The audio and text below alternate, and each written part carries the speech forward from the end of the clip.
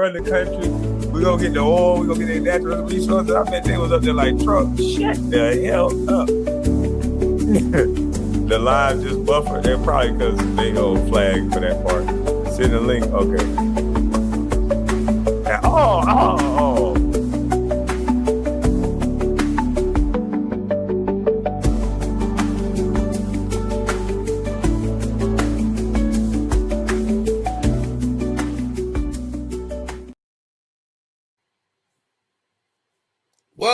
Welcome. Your boy KB had me up on this panel earlier. We go get that all. Follow Kwame Brown Bus Life 2.0. That was hella funny. He got to find the one where he's talking about the UN trying to sanction America. I'm gonna have to find all of joints. Hold on. I'm gonna let Cito come up. Then we gonna talk about it. I'll find it. Oh yeah. Who said something about? He said about who said something about oil? You cooking? I told you, all they need is a little bit of plausible deniability. But we all know they want that oil. I don't think Trump is doing anything different than what the interests of the United States want. They act like Trump is this dictator. Trump ain't doing this shit on his own. That man is in New York custody. He's in jail in New York. They have federal charges on him out of New York. This is not just Donald Trump. They want palpable deniability. What's up, Karceno? What's up, man? Why y'all celebrating this mess? Hey, no, it's gonna be some backlash, but to me, I'm not celebrating it. I just think it's mighty strange. And I saw your live, and I said the same thing. You went live before me, but I'm like, oh, America doing what America do. We bullying people. And that's why people running planes into a building and all kind of stuff. But at the same time, I do believe Biden and that administration would have done the same exact thing. Nah, they couldn't. They wouldn't have done that. All right, tell us why. They wouldn't. The reason why they wouldn't have invaded Venezuela and tried to take over the way they did, because one, it's going to create scarcity. And when you do that, you're going to make these people link with other people that don't like what the United States have done. And now this is how when people start staging a coup and you have alliances. The Venezuelans, they're responsible, because this is my expertise. You know, I used to be a broker for oil overseas. So Venezuelans, and that's why I know all the prices, what they're moving, and everything. So the problem that was transpiring here, the Iran is one of the people that have the money that was financing Venezuela. And they was actually supposed to use their air forces to support them from any invasion. So that's why I was surprised that the United States did what they did, because Venezuela they're like a third world country, but they're rich. This is why this whole drug thing is crazy, because it's like they don't need to sell drugs. That's like LeBron James on the corner selling packs. You know, it doesn't make any sense. They have their oil refinery is one of the biggest in the world. It's like rich beyond imagination, like billions, almost $1 trillion in oil. And then you have the gold, the silver, the minerals in this country, very rich. Their energy sources, all of their resources makes this country should be rich. It's rich in everything around it, but the citizens are treated poorly. But that's because of how they run their regime. But Russia and actually China as well also get their oil from Venezuela. They all got to meet in a place called Rotterdam. And that's where they get it from the ports and take it from Rotterdam on to the next destination. So, because no boat can go from U.S. to Russia or from Russia to the United States. So Rotterdam is like the meeting ground where everybody would get their oil, transfer it over, and send it to where it goes. And mostly all the oil gets docked in Houston. Well, let me say this, I'll say this. I can guarantee you, if they do a federal analysis of the people who didn't have to sell drugs and shouldn't have sold drugs, the feds would tell you more often than not, a lot of the millionaires that continue selling drugs, they don't have to sell drugs. They made enough money in the drug game to walk away. They just don't. And most of the drugs, it's like selling drugs is a high. And there's no making money like drug money. Oil money is taxed. Oil money is restricted. Oil money is calculated. And somebody can actually see how much money you make when you're dealing in oil. When you're dealing in drugs, that money comes so fast. The IRS got nothing to do with it. And you have a money problem at that point. Oil tycoons don't have a money problem. They can put their money in the bank. But there's no money like drug money. That's why so many people do it. Drug money is overrated. It's definitely overrated because you have to hide it in so much stuff that you have to do. But I'm talking about as far as making the actual money. There's no money like making drug money and illegal money. That's why it comes so quick. That's why so many people do it, used to do it. And it's too much risk, too much death, too much nonsense and red tape when you don't need to, when you run a country and you have all of these resources that are bringing you that's worth billions of dollars. It doesn't make any sense. But I always never understood. Venezuela is ran by, they have gang members who are drug lords in there, not the actual president of the country, but the actual drug lords that's out there doing these things. Venezuela is not one that is a meaningful producer of fentanyl or any other drugs that are dominating and taking the lives and overdosing in the United States. They're not even close. Even the cocaine that they produce flow mostly through the UK, through Europe. Nothing going through the United States. So it comes through Mexico. They put the pipeline. They put the pipeline up on Fox. Unless you don't agree with that pipeline, the federal agents are going to put out the indictment today. They're saying that it comes up and it comes through Texas and through the United States. So they send it out to other different tunnels, but it flows all in through the United States. That's what they're making it seem as if Venezuela are the drug lord capital. Venezuela, Mexico bring in more drugs than Venezuela could ever do. Fentanyl coming from China and Mexico, damn near exclusively, and they know it. Cocaine, all of it, pills. Well, then China's going to not go invade Mexico and see how that's going to turn out. But China's going to take a big hit because if that's the case and they're getting their oil from Venezuela, then Trump's going to tell them, you're not going to get no more oil if you send that fentanyl in here. And they don't care about no fentanyl. This whole invasion, which was illegal, it's an illegal seizure, even by the article that they're claiming. I'm like, did anybody even read the article? That is not how it works. You cannot go and invade someone else's country and take their stuff under the constitutional. The second Article 2, paragraph 4 does not dictate you going over there and take it. They put that in there saying that no, you can't do it. And this is why is he saying on Fox? If this was what it was a drug case and all of this, why didn't he use the DEA? Why he use the FBI? Why didn't he use Congress? Why didn't he go refer with Congress like he's supposed to do? But to be fair, when a president want to do something without Congress, they all have acted outside of Congress. Biden has done it. Obama did it twice. So let's just call a spade a spade. Let's not. The only thing that I disagree with is that we highlight one side as if the other side hasn't done the same thing. For everything that you're saying, the Democrats have done the exact same thing. So Trump is no saint. You won't get that argument out of me. But if Biden is going to up this man's bounty to $25 million, this is a person of interest, of serious interest.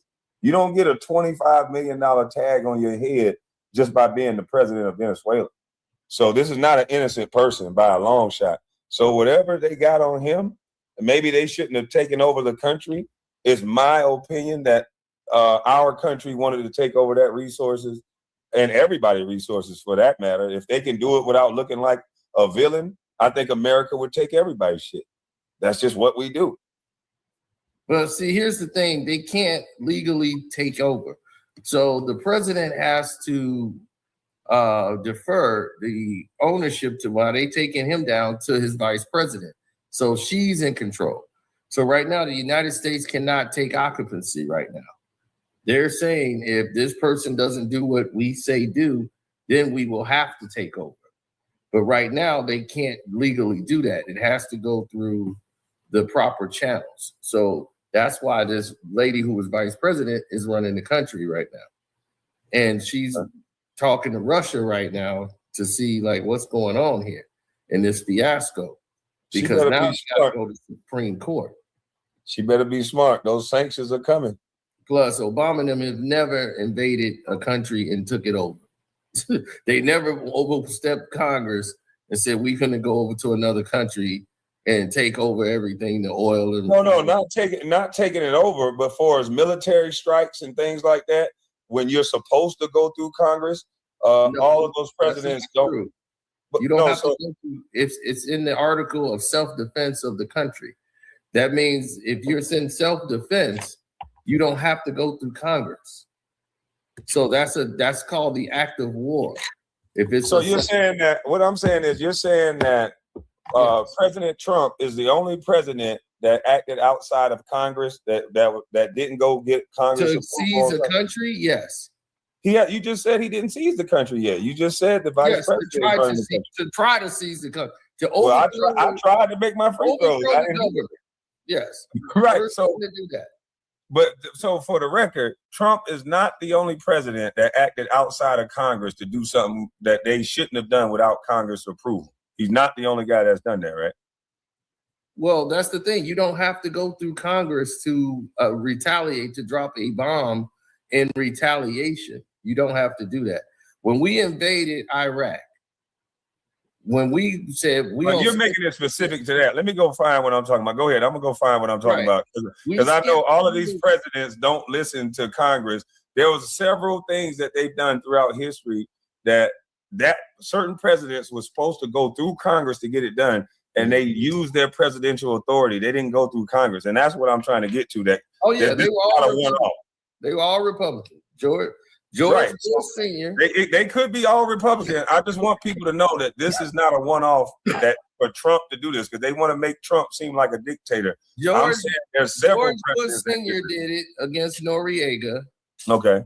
When he went and got Noriega in Nicaragua, they went over there and they took him out of power. But the reason that they come up with is the same thing they did for Maduro, saying they don't recognize him as a president of Venezuela. They look at him as a head of state or mostly a general. They never acknowledged him. They used to in the past, but in like 2013, 2014, they stopped like really acknowledging him as the president of Venezuela, saying we don't recognize him as president. So because he wouldn't leave. This guy was like a dictator, like they saying Trump is. He got voted out and wouldn't leave. And then this guy, what do you say to this? Sino, you're wrong on this one. The DOJ and Pam Bondi. This was the DOJ and Pam Bondi. So that means they didn't have to tell Congress. The Department of Justice, that's because they made the excuse that they don't recognize him as the president of Venezuela. If you say that we don't recognize him, the United States, because Biden didn't recognize him in 2015, 2016. So for 2015, they didn't recognize him but he actually won an election and was president. And then his election was over. He ran again once the other one, what's his name, Ortega, he died in office. So he came back and then he ended up becoming president of Venezuela again. And the United States said, well, we don't recognize him as president of Venezuela. So that's what the excuse is. When you don't recognize him, Noriega was more of a militant soldier than the actual president, but he was the president of Nicaragua. But they said, no, we look at him as a military leader. So when they came over for the invasion and they took Nicaragua, this was the same acts they used, the same policy that they tried to say. Okay, what do you say this guy said? Obama destroys Libya by overthrowing Gaddafi, though.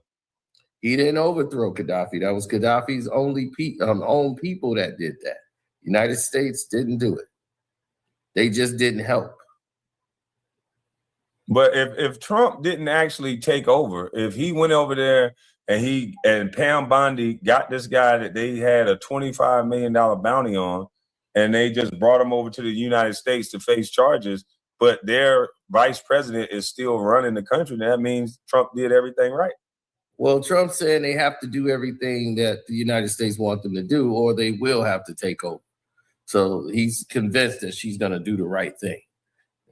So that's what he's saying. But her speech wasn't going in the way that that Trump was saying it. She was saying it's a kidnapping. So she's like, well, that was a kidnapping. They took this guy. There was no evidence. Like, where's the evidence of the crime? What is all these things that's supposed to happen?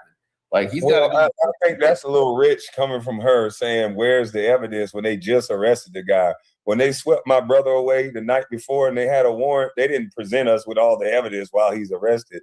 He has to be arraigned in a court of law. That's why he's in New York right now. And they're going to arraign his ass probably later on today or first thing in the morning. But we're going to know his charges and then we'll go from there. But for her to get on camera and say, what is the evidence? The evidence got to be presented in the court of law, in the U.S. court of law. He just made it here. Yeah, she wanted to have proof of life. They didn't just arrest him; they arrested his wife. They perp walked him into the courthouse. He said "Happy New Year" to people, so they know he's alive. But if I'm the United States, I want to make sure I take his wife, his kids, or whoever else I got at a safe location. I'm not going to arrest them because I'm going to use them as leverage to flip him. I'm going to say no, they charging her too. They charging the wife. But that's a formality. I would say, look, your wife's going to get a life sentence. But I really have her in a hotel room, nice, and keep her safe and say, look, she can stay that way. And unless you cooperate with us, if you don't, she's going to get a maximum security cell underground. I haven't done that to your wife yet. So we respecting you. So let's talk. Let's make a deal. That's how they're going to do that. They're not going to put his wife in no what would be his incentive to be nice to him and get a deal? United States want a deal. So they're just using his wife as leverage. His kids as leverage. They don't want them in prison. They want that man to think about his wife, think about his kids, and say everything that he knows. Well, we are not the only country that doesn't recognize him as a president. And then he says, Sino, what are you talking about? Hillary Clinton literally said about Gaddafi, we came, we saw, he died. What the hell? Even Farrakhan blamed Obama and Clinton. You brought Al W back out. Hillary Clinton is not the president of the United States of America. We were talking about the president.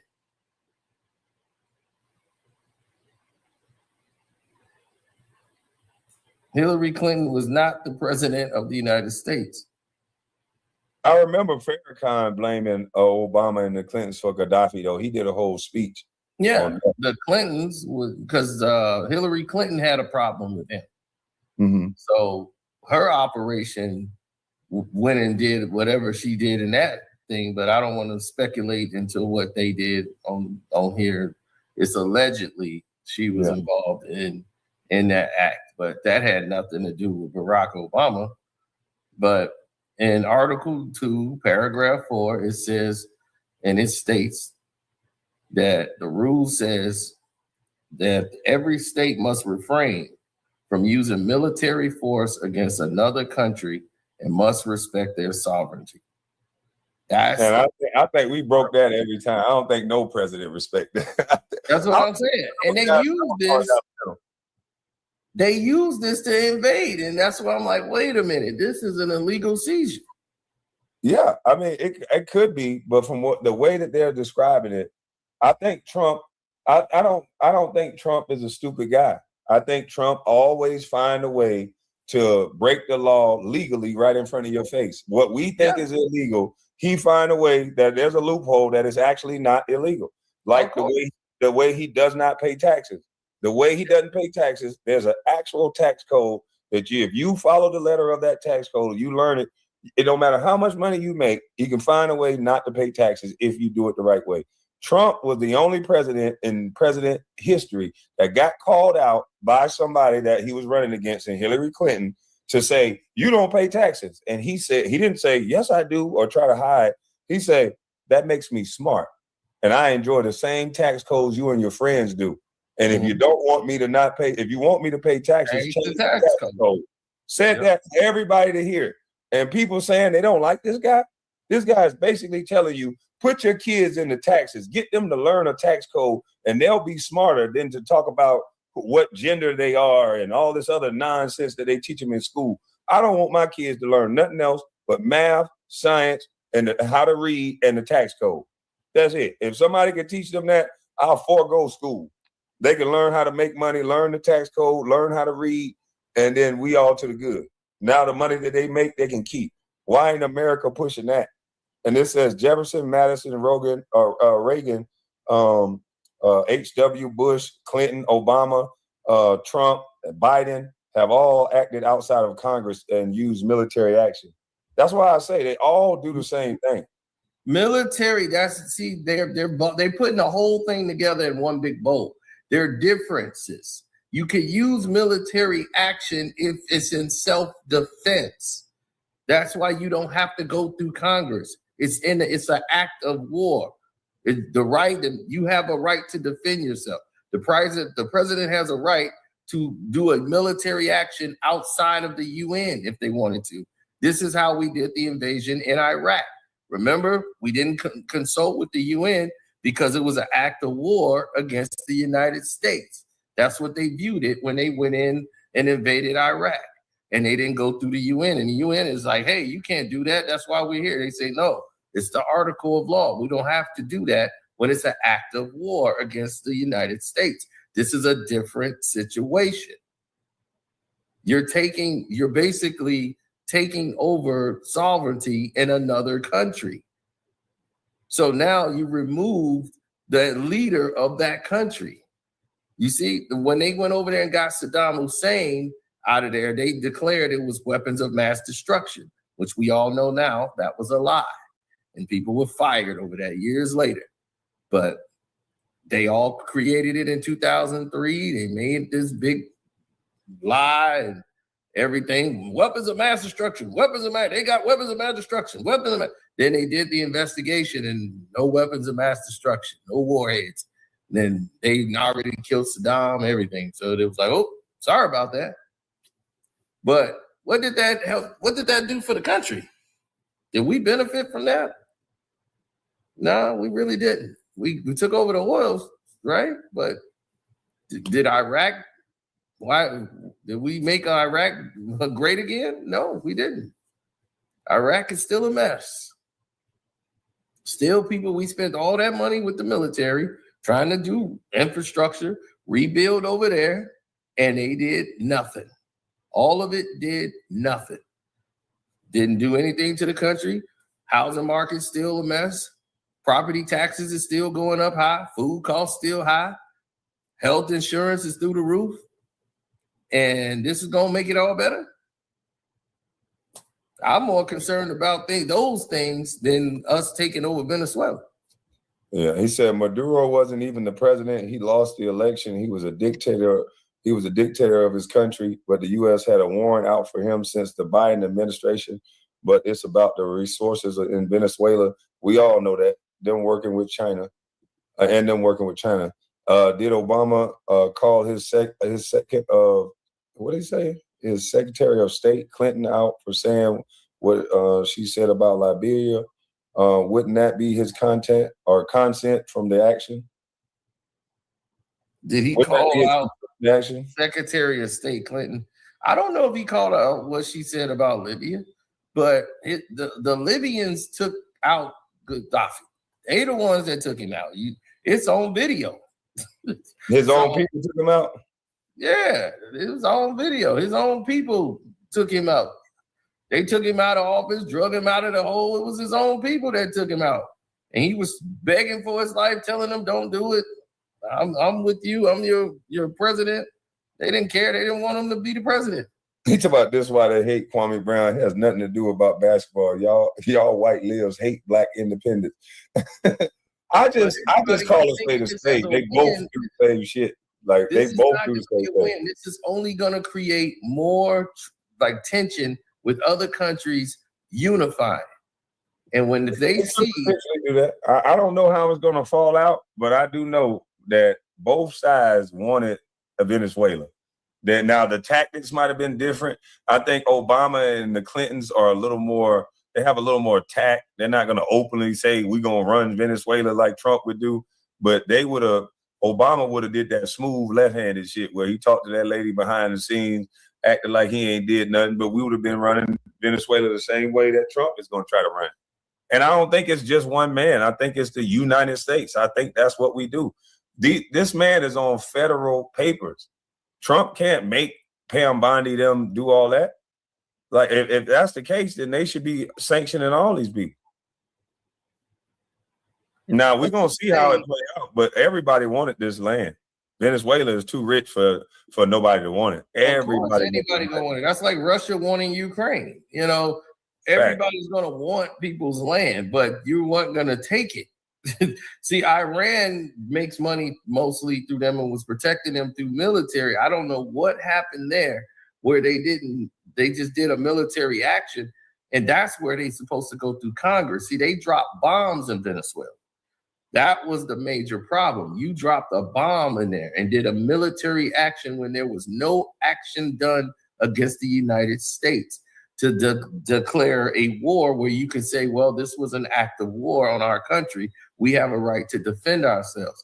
They didn't attack. Venezuela can't do shit. They're gonna have to call somebody else. That's what make it bad though. It make us look like bullies because Venezuela is not a country that could defend themselves that way.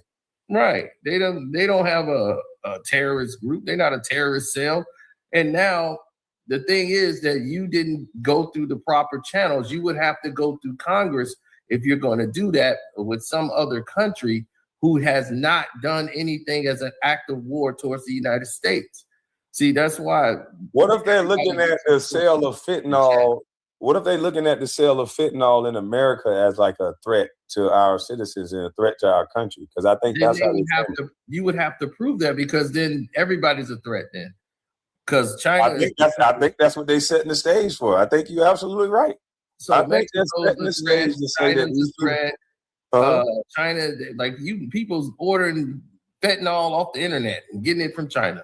Then they're going to consider China a threat. I think once they get enough of these countries on their side, get their resources, get them as allies, then they're going to, because that's going to hurt China a little bit. If China's getting oil from Venezuela and somehow Trump can convince Venezuela without taking it from them, if they can convince Venezuela to stop selling oil to China, does that have any effect on China? Yeah, China. I mean, China's good because China has already surpassed the United States in a lot of ways. And what they're doing is getting ready to cut the United States off completely. And by doing that, they're getting ready to stage themselves in war. They're taking over all the Indian countries. They're partnering with them. They building the railing system going around the world. They got one that they building that's like 16 billion that's going to go directly to the UK. They've already built the one that I said in 2022. It's up and running. Matter of fact, it can go where? From where to where? I'm going to send it to you now and show you what it looked like. Yeah, where can it go to? Like, go from where to where? Oh, now they can go straight to Africa. They can go right to India. See, people forget how China is close to everything. And now that new railing system is complete. And I told everybody about it in 2022. And now that they've seen that new thing and they built it so quick, it's the most efficient railing system in the world. Now the other countries are afraid that China's can put troops on there to go into other countries and take it over. So they're afraid. Let me ask you this. How can China leave the United States when we consume the most products from them? That's like losing their biggest contract. Oh, no. Here's the thing. They're going to go around because they use the United States as a port to go to the UK, everywhere else. They was like, you know what? We going to just cut y'all off completely. And that's what they're getting ready to do because of this tariffs. They started building things in other countries so they can get around the tariffs. We gonna fuck them countries up then. The U.S. ain't gonna play that. We gonna invade them. We gonna find something. We gonna slap any country that's dealing with China. In a position to battle China. We ain't gonna battle China. We gonna fuck up all their friends. That's how that works. Then look at what they just did. You just explained to me why they just slapped around Venezuela. That's what just got Venezuela slapped around. Okay. Anybody that's helping China build these roadways, United States finna act like 50 Cent. Anybody who grin, anybody who act like they cool with Rick Ross, Venezuela finna get slapped and everybody finna get slapped around. China built all this off us. Yeah, okay, I just sent it to you. There it is. That's China's railing system. It's the biggest in the world. Carved into mountains and river valleys in the country's southwest. For most of its history, that terrain made it one of the hardest major cities in China to reach. Now, China has built a solution so big it almost defies belief. This is Chongqing East Railway Station. It covers 1.22 million square meters, an area larger than 170 football fields and more than 5 times the size of New York's Grand Central Terminal. It's not just a station. Inside, there are 8 levels stacked above and below ground. High-speed trains, metro lines, shopping malls, offices, hotels, all inside one building. At its busiest, it can move 16,000 passengers every single hour. Step outside, and you're in a brand new city district built entirely around it. It's the largest high-speed rail station on Earth, and it's about to change the way Western China travels forever. But before we go into how and why this massive project came to life, a quick shout out to today's sponsor, Outskill. To give away 1,000 people live in its wider municipality, more than the population of entire countries like Australia or Malaysia. The city is carved into the mountains of southwest China, stretching along the Yangtze and Jialing rivers. It is beautiful to look at, with steep hills rising from the water and endless layers of bridges connecting the ridges. But its geography, while stunning, has always made moving around a challenge. Roads twist and climb, bridges stretch over wide river crossings, and districts are often separated by terrain that feels like natural walls. In a place like this, transportation is not just part of city life. It's the lifeline that holds the city together. And for a long time, that lifeline struggled under the weight of its own demand. Chongqing's early rail links to the rest of China were slow and limited. The city simply couldn't take full advantage of that position. In 2019, the decision was made. A completely new station would rise on the city's eastern side, one big enough to handle future passenger volumes, one designed not only to serve trains, but to anchor a whole new urban district, a place that could become the eastern gateway to the city for decades to come. Construction began in 2022. Just 38 months later, the doors were open. The finished station is unlike anything. They built this whole thing in 38 months because they got all them China people in there. They were working on this. Billions. We had 1 million people working on this at one time. No, we built all this. They built this off our infrastructure because they do all the manufacturing. We buy everything. So we giving them all the money. You underestimating the power of the United States. I'm telling you. Did you hear the way Glasses Malone, the way he talked to Adine Ross? Look, your friends ain't got the money you got. We gonna get at all your friends around you. That's what America doing. Hold on, let's give Mel Dub an opportunity. Salute to you, Mel Dub. What's up? Hey, Bo. Salute, bro. What's up? Here you go. Hey, salute, Sino. Hey, man, first off, man, I appreciate y'all brothers having adult conversations, man, because some people can't have these conversations of disagreement. So way to do it the right way. But, hey, I do want to say one thing about what Sino is saying. Some of you guys don't know right now, China is building a canal through Nicaragua. I don't know if you guys knew that. And basically that's to cut off any ties or necessity of being the Panama Canal. They're going to be competing. So to your point, Sino, I think that's a factor in terms of their ability to try to bypass any type of embargoes or any type of sanctions. Yep. They're not going to deal with the United States. I'm telling you, it's becoming that. This was the railing system. This one here is just the beginning. They're going to build one that go directly to the UK. They got one that's going directly to Africa. They got one that's going straight into India now through these mountain regions that you finna see right now. That on here, this railing system here, This is just one. They building another one. They're gonna build so many of these railing systems, and they got the money to do it. Well, the main thing for that canal that's being built in Nicaragua is in the event there's a military conflict, it makes it a lot faster to to send the ships from China to the east coast of the United States. So that's probably one of the reasons why the United States want to get ahead of Venezuela now. But Sino, I did want to come up here, man. I was working out and I was like, man, Sino wrong. I had to come up here and tell you. You said, as far as Gaddafi, there are 2 points I just want to pick your brain on. You said that as far as Gaddafi is concerned with Libya, that his own people overthrew him. Do you know how those people captured Gaddafi? They got him out of a hole after he was hit by a drone. It wasn't a drone, it was an airstrike. Who did that airstrike? Do you know? I don't know the exact town or the United States of America conducted that airstrike with NATO support. Now, NATO has nothing to do with Africa, but NATO was there. They conducted the airstrike. Obama, Hillary Clinton, all of those people were sitting in the war room watching this happen. So it was the United States military that actually led to Gaddafi being captured and killed, because it was our airstrike that caused that to happen, to disable his caravan. So Obama does have Gaddafi's blood on his hands and is responsible for the destruction of a stable nation such as Libya. Libya is in disarray even to this day because of that. So that's a fact. That proves the fact that every time we intervene as a country that we destabilize, we don't make it better.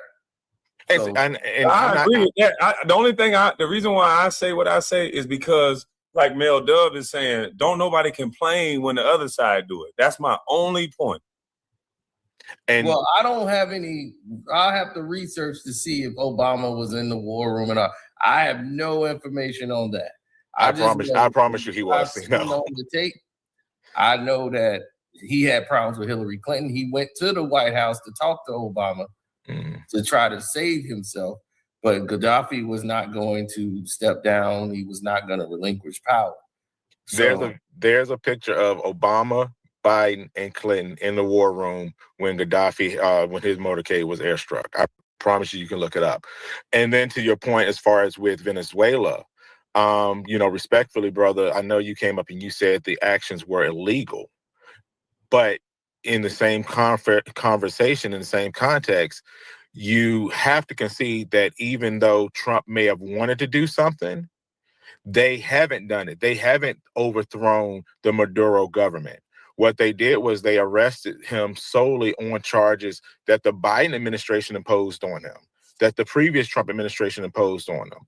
So it's not like they overthrew the Maduro government or the government in charge. That's why the vice president is still in charge. So can we concede that Trump didn't do anything or act illegally in accordance to either international law or in accordance even with federal law, because he got the federal court's approval to do it? And he didn't need Congress to do it because it wasn't a military intervention, so it wouldn't fall under the War Powers Act, by the way, for anyone saying that. Well, it was a military intervention because they dropped bombs. See, they keep omitting that part. They dropped bombs in Venezuela. You do understand that a president has the authority to conduct those type of strikes up until 60 days that president needs to give congressional approval for that. A president can literally, that's why Obama sent troops into Nigeria to go after Boko Haram and didn't need Congress approval. That's why we went down to and gave money to the Sandinistas, which was illegal, but that was for a different reason, because you don't need Congress approval to conduct those type of raids. You need it only when it comes to direct military intervention in such acts such as a war. You can, I swear you can look it up, bro.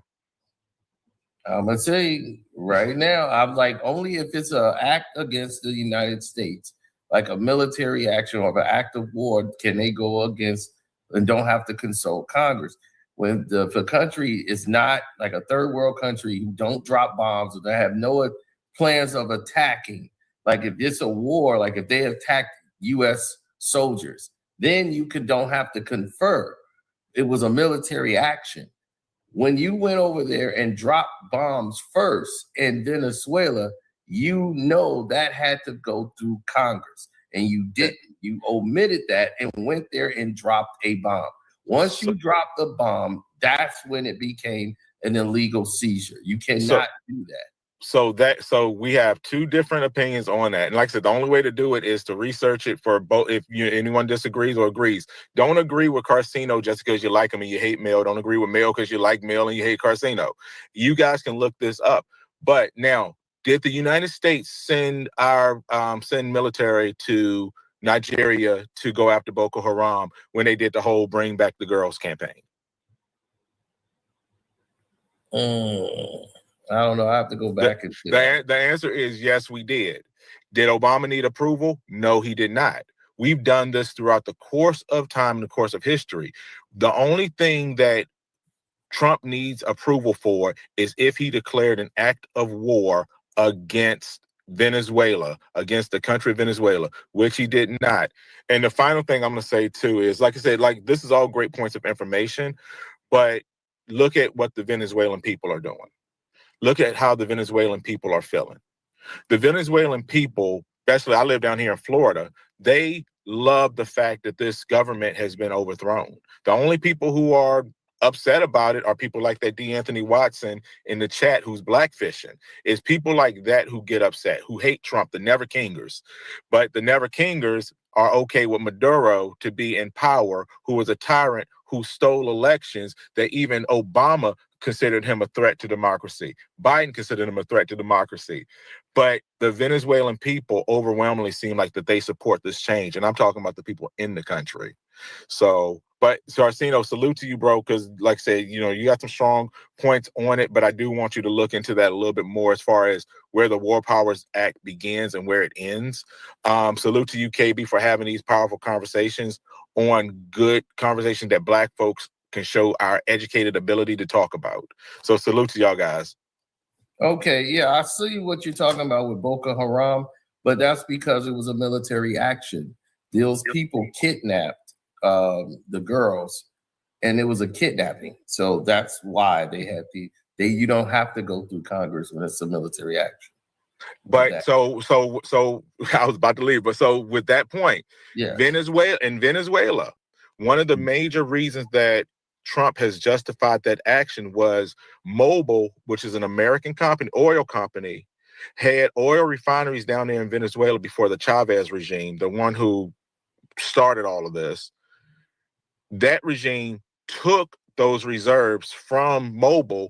They did not compensate Mobil. So basically they stole American property from Americans in Venezuela, where before Venezuela had given it to them. They never compensated them.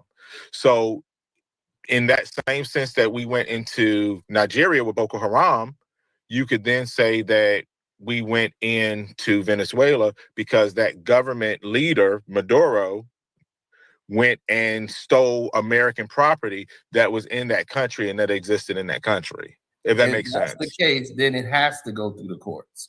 You have to go through the courts then. They went and Trump is arguing that he went through the courts. He didn't go through Congress, but he went through the courts. That's his argument. That is legit his argument. You can look it up. And while Marco Rubio has argued they went through the courts and the courts have approved them to take that action. Yeah. So the courts approved them to take that action and they bring them to court.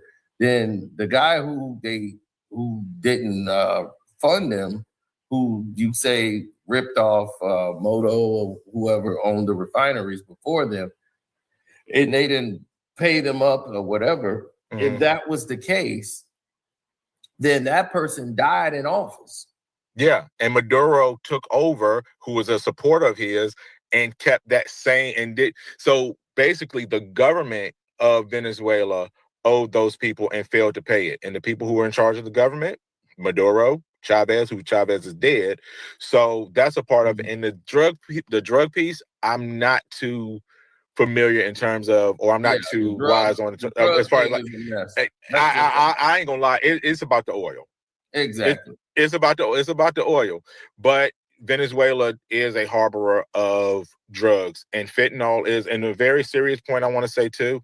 Fentanyl is a very serious crisis that is happening in the United States, and it is infecting our kids, and they are definitely sending it through the southern border, and they are disguising it as candy, all sorts of things, and we have kids who are dying daily because they are taking fentanyl and they don't even know it. We absolutely have to do something about it, and it's not being made in New Orleans. It's being made somewhere overseas. It's been made in Mexico and China. Those are the two main suppliers of fentanyl. And they know it. In Mexico, or just is it being sent through Mexico? In Mexico, and in China. Okay. You could order fentanyl through the mail in China. Yeah. That's crazy. Yep. So, hey, salute to y'all brothers, man. I'll salute to you, man. Salute. Happy New Year. You brought a lot of things up to talk about, and a lot of things that just like from the other side, like with the Boca situation. I had to go look that up because I forgot all about it. But yeah, it was a military action because they kidnapped the girl, so they didn't have to deal with Congress. So it was exactly like I was saying. And like he said, it ain't got nothing to do with drugs because they're not even that's like small time, like Venezuela. They're not even a major distributor of fentanyl to push it through the United States in droves. They're not even, that's just something small or something they could put in a tagline to make the excuse of what they're doing. Yep, plausible deniability. I think we all can agree that we don't believe that it's about drugs, that it's about controlling all the natural resources in Venezuela. Let me lay this out on the wood. I think Africa, since if we're going to go off the theory that they're after natural resources, don't you think they're going to go to Africa next? Africa helped China out a lot. China's got that on lock. This is what it's going to talk about now with this railing system. The station has 8 levels stacked above and below ground. On the upper decks, 15 platforms and 29 tracks handle high-speed and conventional trains. Below, entire floors are dedicated to metro lines, bus terminals, parking garages, and commercial areas. At peak times, it can process up to 16,000 passengers per hour, hundreds of thousands in a single day. The architecture is as ambitious as the numbers. The wave-like roof covers 120,000 square meters and weighs over 16,000 tons. It's held up by giant tree-shaped columns inspired by Chongqing's city tree. The is that the terminal itself becomes the centerpiece of a 3.5 square kilometer new district, with offices, hotels, malls, and public spaces all within walking distance. Step off your train and you're already in the middle of a functioning city center. This approach is meant to do more than move passengers. It's designed to pull development eastward, creating a new economic hub within Chongqing while connecting the city to the rest of China's high-speed rail grid. Screeding robots handled concrete leveling, allowing work to continue under extreme heat without putting workers at risk. Glass installation robots lifting a powerful new center in the east. The city can spread growth more evenly, reduce congestion in complexes, hotels, and public spaces are already planned for housing and industry. The station and transfer to a high-speed train without stepping outdoors. A blessing in summer heat that regularly tops 40 degrees. Globally, there's nothing quite like it in terms of floor area, Grand Central, and urban life in one structure. Its position in China's rail network makes it even more significant. Chongqing East sits at the crossroads of some of China's most important high-speed rail corridors. It's the central hub for the new Chongqing-Xiamen, connecting inland provinces to See, here we go, with the provinces. With Chongqing as a high-speed hub, goods and people can move quickly to ports, manufacturing centers, and other economic hubs. It also supports China's... See how this railing system go from Africa? See how it's going to Europe? Central Asia, they got the Middle East, they got the railing system going here, and they finna come all the way around through Africa and go around here. And when they get all the other railing systems, they going to route everything around to come right back through China. You see that, KB? Yeah, I see it. But I still think that those countries don't have the money to sustain, even with that railing system. I think it's a twofold issue. We have a problem that China solve by making everything in China. But China has an economic issue. They got so many people, and if the tariffs that we placed on them, it closed down factories, banks. Like it affected them just as much as it affected us. There's one thing about them that's different from us. They don't have a democracy. Mm-hmm. They under the rule of a dictator. He'll starve them all out if he had to. Whenever you say if you come outside, we shoot you. You got to stay inside, and they will shoot you, and ain't nothing you can do about it. So that means China's going to lose half of their population with this railroad. If I can get to Central Asia and the Middle East, I'm going to move to one of those countries. I'm going to move to Africa. I'm going to move to Europe. Why would I stay in China if you're going to do me like that? Oh, yeah. And this is why certain countries saying they want to stop this railing from coming in there, because they's like, well, you could bring troops here, and you put troops in here, you're going to wipe everybody out. Right. Like you might try to take over the town. So the other governments are trying to get involved. They want to try to stop China and slow them down from this railing system, because they saying, but no, you're thinking of North Korea, not China. They want to go back to China. That's where all their money is. They get to make all the money and get $3 an hour. But yeah, they want to get on a train and run away from China. Shoot, they can. China they ain't locked down like North Korea. Now, North Korea, that's different. You saw. I would want to go to Europe if I was Chinese or Africa. They'd probably be treated better because we don't do other ethnic groups crazy in Africa and other places. Yeah, there's a ton of Chinese people in Africa. Tons. Like thousands. I bet. If you telling me you're going to shoot me for going outside, I'd rather stay anywhere other than around your crazy ass. But this going to be interesting. Pandemic, that's how they beat COVID. They was like, look, y'all stay in the building. Nobody come out past this time. If you do, you get shot. Damn. Well, this is going to be interesting with you and American Man on the panel. What's up, American Man? You there? Yeah. Good morning, gentlemen. Good morning, Cino. Good morning, KB. When was the last time someone was kidnapped and sent to a federal prison? In 1996 or 95, my brother got kidnapped and sent to a federal prison for 13 motherfucking years. So yeah, I knew that. Okay, so now we're using the term kidnap loosely. I mean, if they can do it, American Man, I want to say that my brother was kidnapped. Shit, they ain't catch no drugs on him. Listen, I get it, right? I say that to say the reason why they're using the term kidnap is to always make you think Trump is doing something illegal. If you ever notice, everything Trump does, it's illegal. If he buys toilet paper, they will say he stole it to make you think he's doing something illegal. So no, the man wasn't kidnapped, right? If he was kidnapped, he wouldn't be in a federal prison under the ground. He'd be under the ground in somebody's backyard. That's number one. Number two is, even if he had £1 a week trafficking through China, through Venezuela, through Mexico into the United States, you're still trafficking drugs. And so it might be a minute amount, right? It might not be as huge as all the other countries, but if you're doing it, you're doing it. And if we could get you on it, we'll get you on it. Right? I mean, they got killers that they get on having an ounce of cocaine. Right? That's not the real problem. The real problem is you're a killer, but we got you with an ounce of cocaine. So we're going to get you anyway. And so, of course it's about oil. Also, though, Maduro wasn't friendly to the United States. You cannot be this close to the United States and not be friendly to them. It just cannot be allowed. You cannot have alliances with Russia and China this close. That's the very reason Putin invaded Ukraine. You ain't going to be buddying up with America this close to my border. We're not going for that. Well, Ukraine, before Ukraine was Ukraine, it was all the Soviet Union before they all split.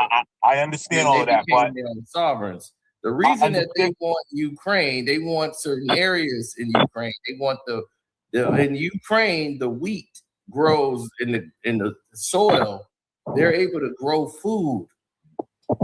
Like the crop is immaculate over there. So Russia I feels understand. Like that should be ours. So they want to take that back. The water, everything in Ukraine is much better than what they have over there. So they were like, why are we paying them? Let's take it. So that's what this whole war is about. Listen, I understand it's always about resources, right? But let's not pretend that there's not geopolitical stuff between superpowers, right?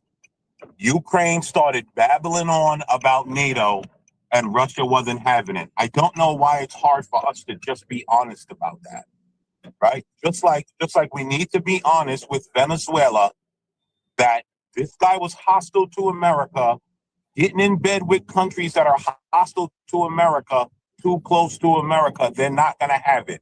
You think if Claudia Sheinbaum signs a deal with Russia, we will not level Mexico tomorrow?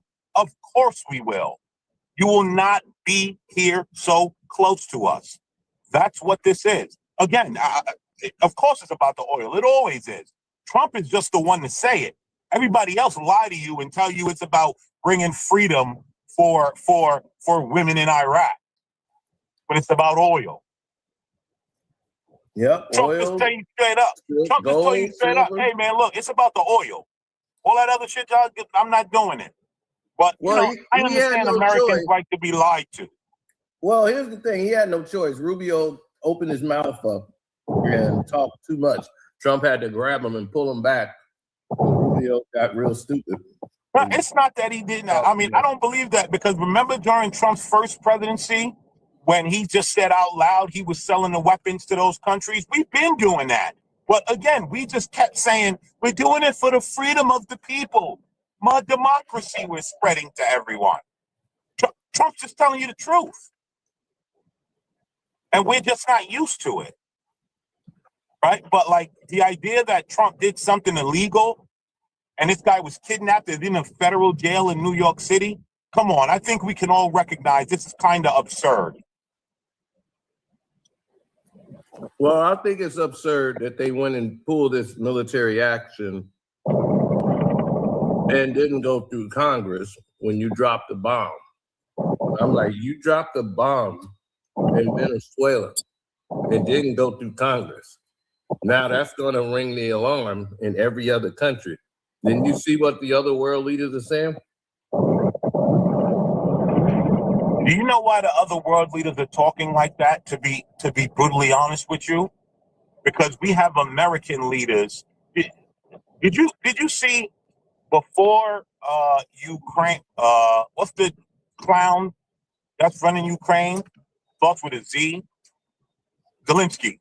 Did you see before he came to the White House, he was at a dinner with a whole bunch of Democrat politicians?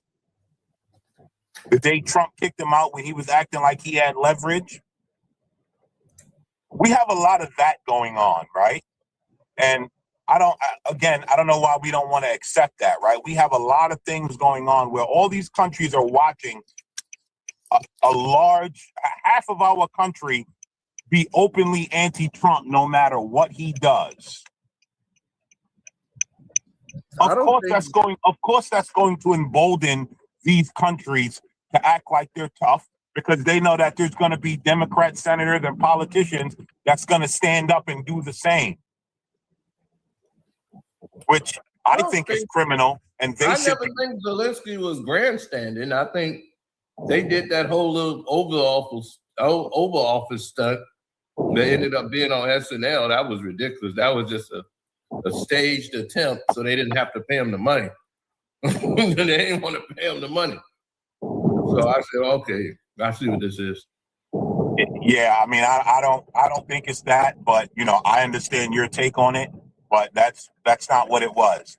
Here this man come begging for my money. You better show some goddamn respect. I might even tell your wife to come give me a BJ. You're begging me for money. He did show respect. He did not show any disrespect whatsoever. That's why he was confused. Like what are you talking about? That's why it was a show. for all the American people who didn't see it. That stuff don't even get done on television like that. Well, I agree with that. That whole Oval Office stuff, that negotiation went. So when you see that happen like that with, oh, wait a minute, you didn't even congratulate the president. They're not going to do that in front of the media. Well, I agree with that. I do agree with that. That's the reason why the cameras was in there, because most time the cameras ain't in on any of that. So I 100% understand that reality. But yeah, we have to stop acting like Trump did something illegal. He did what was supposed to be done, and what was asked to be done under his first term, under Biden, and now the deed is done under his second term. Let's just be honest. Listen, we don't have to like Trump to be honest about the realities of how our government works. You think he's doing a good job? It's not about liking Trump. That's the thing, right? It's not about liking Trump. Yeah, I'm not saying about like. I'm saying, do you think he's doing a good job? Yes, he's doing everything I voted for. Absolutely. Yeah. Right? I voted for this. I voted for the oil. Yes, so I voted for it. You voted for high food costs? You voted for... Guess what? That was happening under... highest medical ever? Man, listen, I believe you believe what you read. But the reality of it is that everyone noticed eggs going up, but nobody said anything until Biden was out of office. Then all of a sudden, everybody noticed eggs was $5 a carton. But that was going on since Biden took office. Right? Trump said the first thing he was going to do was reduce the prices of food, right? Listen, right? Trump says a lot of things, and so does every president. Here's the thing, though. The first thing you have to do is slow down inflation. Food's never going back down. Clothes are never going back down. All this stuff is going to stay where it is. The only thing they can realistically bring down is oil, which eggs kind of did go back down. But like once this stuff goes up, those private entities do not bring the prices back down. They know the people are going to pay them regardless. Right? So I knew he wasn't going to be able to bring the prices down. But what I do know is that, hey, you have to stop the inflation. Don't let them go up any further. But we have these high prices because of choices that Biden Harris made. We do this thing, and this is something I notice all the time. There's this thing we do where Republicans got the Congress and the House and the presidency. So Biden and Harris, they don't even matter no more. Can I ask you? Okay, so Karceno, I bought a Mustang, right? And I never took care of it, right? Mm-hmm. And I sold you the Mustang, and the engine seizes up a week later. Mm-hmm. Is that your fault or is that my fault? That's my fault because once I bought it, it became my responsibility.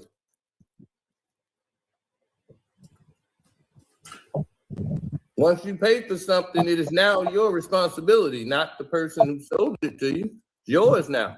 Right. I agree with you. But I think realistically, you're going to look at me and say, my man, you sold me a lemon. You sold me a lemon. And like, I only had the car a week. George Bush sold Obama a lemon when the country was in a government shutdown position. The gas was at the highest it's ever been. Housing market collapsed, and then you dumped all that into Obama's lap. Nobody said anything about Obama. Like, man, Obama, you pulled us up out of that. Nobody gave him no credit for that. They didn't look at Bush and say, hey, Bush, look, you dumped all this on our lap. Yeah, yes, they did. They virtually do that every presidency. If we're going to be fair, right? If we're going to be completely fair, they do that every presidency. Obama took over this country when the country was at its worst it's ever been in its nation's history. Right, and guess what? When during the Biden administration, when everything went bad, guess who they blamed? No matter what it was. If the White House ran out of toilet paper, it was because Donald Trump stole it and ran out the back door. We all heard it go on over and over. And you know what they said? They said, hey, Biden's in office now, not Trump. Don't call Trump name. I said, no, okay. No, they didn't. No, they didn't. You and I both know it never happened like that. They continued to yell Trump over and over. Yep. Karine Jean-Pierre, every time she sat at that podium, we inherited. Never what we did. And every time she sat at that podium. It's you the president now. You got elected. Now what you gonna do, Biden? Nobody said everybody that. Put him under the nope, they put him in the grease. They said, hey, you got it, it's on you now. You can't use Trump as a shield. Trump's not in there anymore. And then they say that on Fox. Then Will Kane say that. Then everybody said it was on. Yeah, they said it on Fox. Here's the thing: they said it on Fox. I am not. The American people weren't saying it, and no one on the left or those that claim they're not on the left, they weren't saying it. Right. Well, the right damn show was saying it. Hey, right. Look, it's up to you, Biden. You're right. the president. And I said he's right. He's the president. It's up to him. I want to hear what you're gonna do to fix it. I listened to you earlier. I care about health care. I care the property taxes keep going up every year.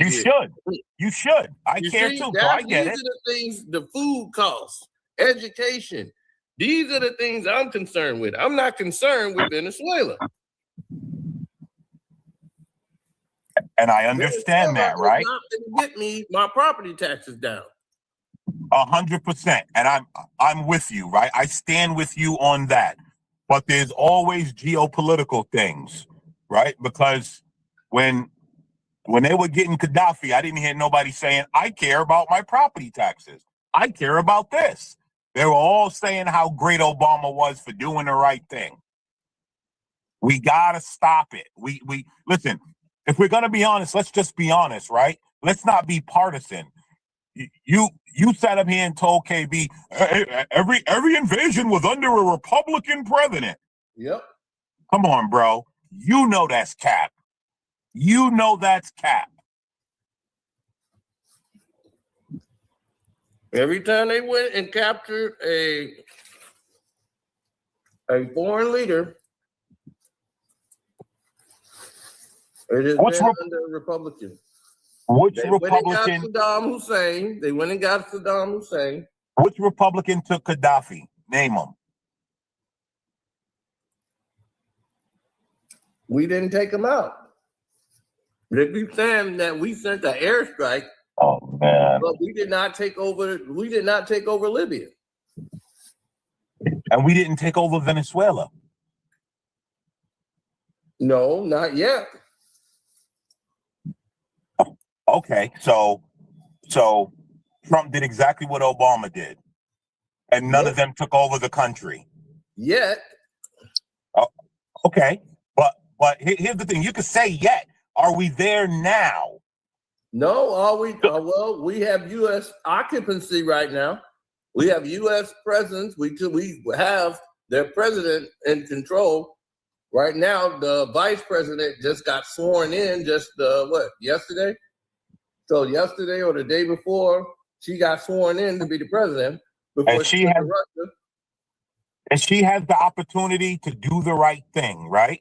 Her going to Russia, exactly what I said, right? Her going to Russia and being friendlies with Russia and gonna offer Russia things that close to America, she will be snatched up next.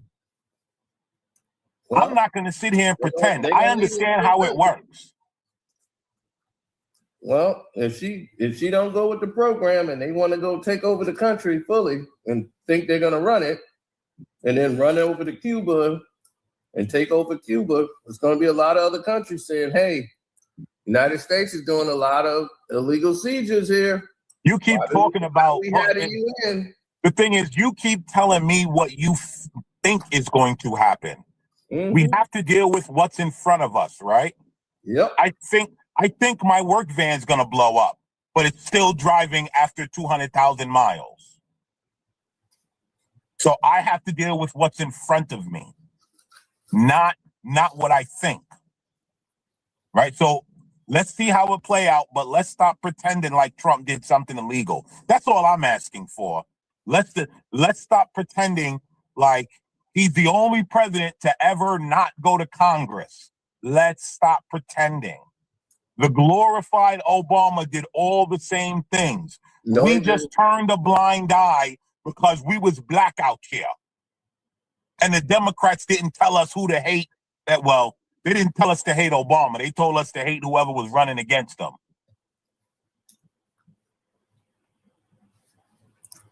When they went and got Saddam Hussein, Bin Laden, did they go through Congress? Did they? Yes. Man, y'all icing my boy Biz out, man. Why y'all icing Biz out? What's up, man? They didn't go. My bad. Go ahead, bro. My bad. They didn't go to Congress. They went to Iran, but they said Osama was in Afghanistan, so Bush did the same thing. But Cino, when I watch the Olympics, I don't give a damn who America is going up against. I'm rocking with America. I don't care about no China. I don't care about no Brazil. I live in America. America first. Donald Trump is doing his job. Now, let me tell you what's going on here, Cino. This ain't about no drugs and none of that. It's about the dollar, the United States dollar. You know why the dollar is so powerful? It's because you ever heard of the petrodollar? That's like how we do trade and all that. Everybody has to trade in dollars, which makes it valuable. So that means all the other countries have to hold dollars in the reserve.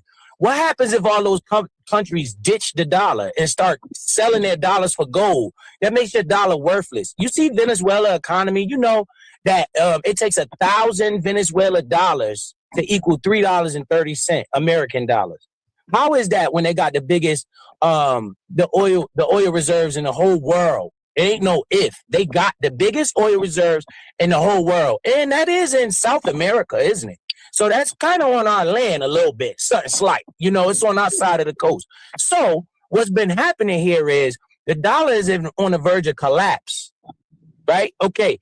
United States been sanctioning Venezuela since 2005.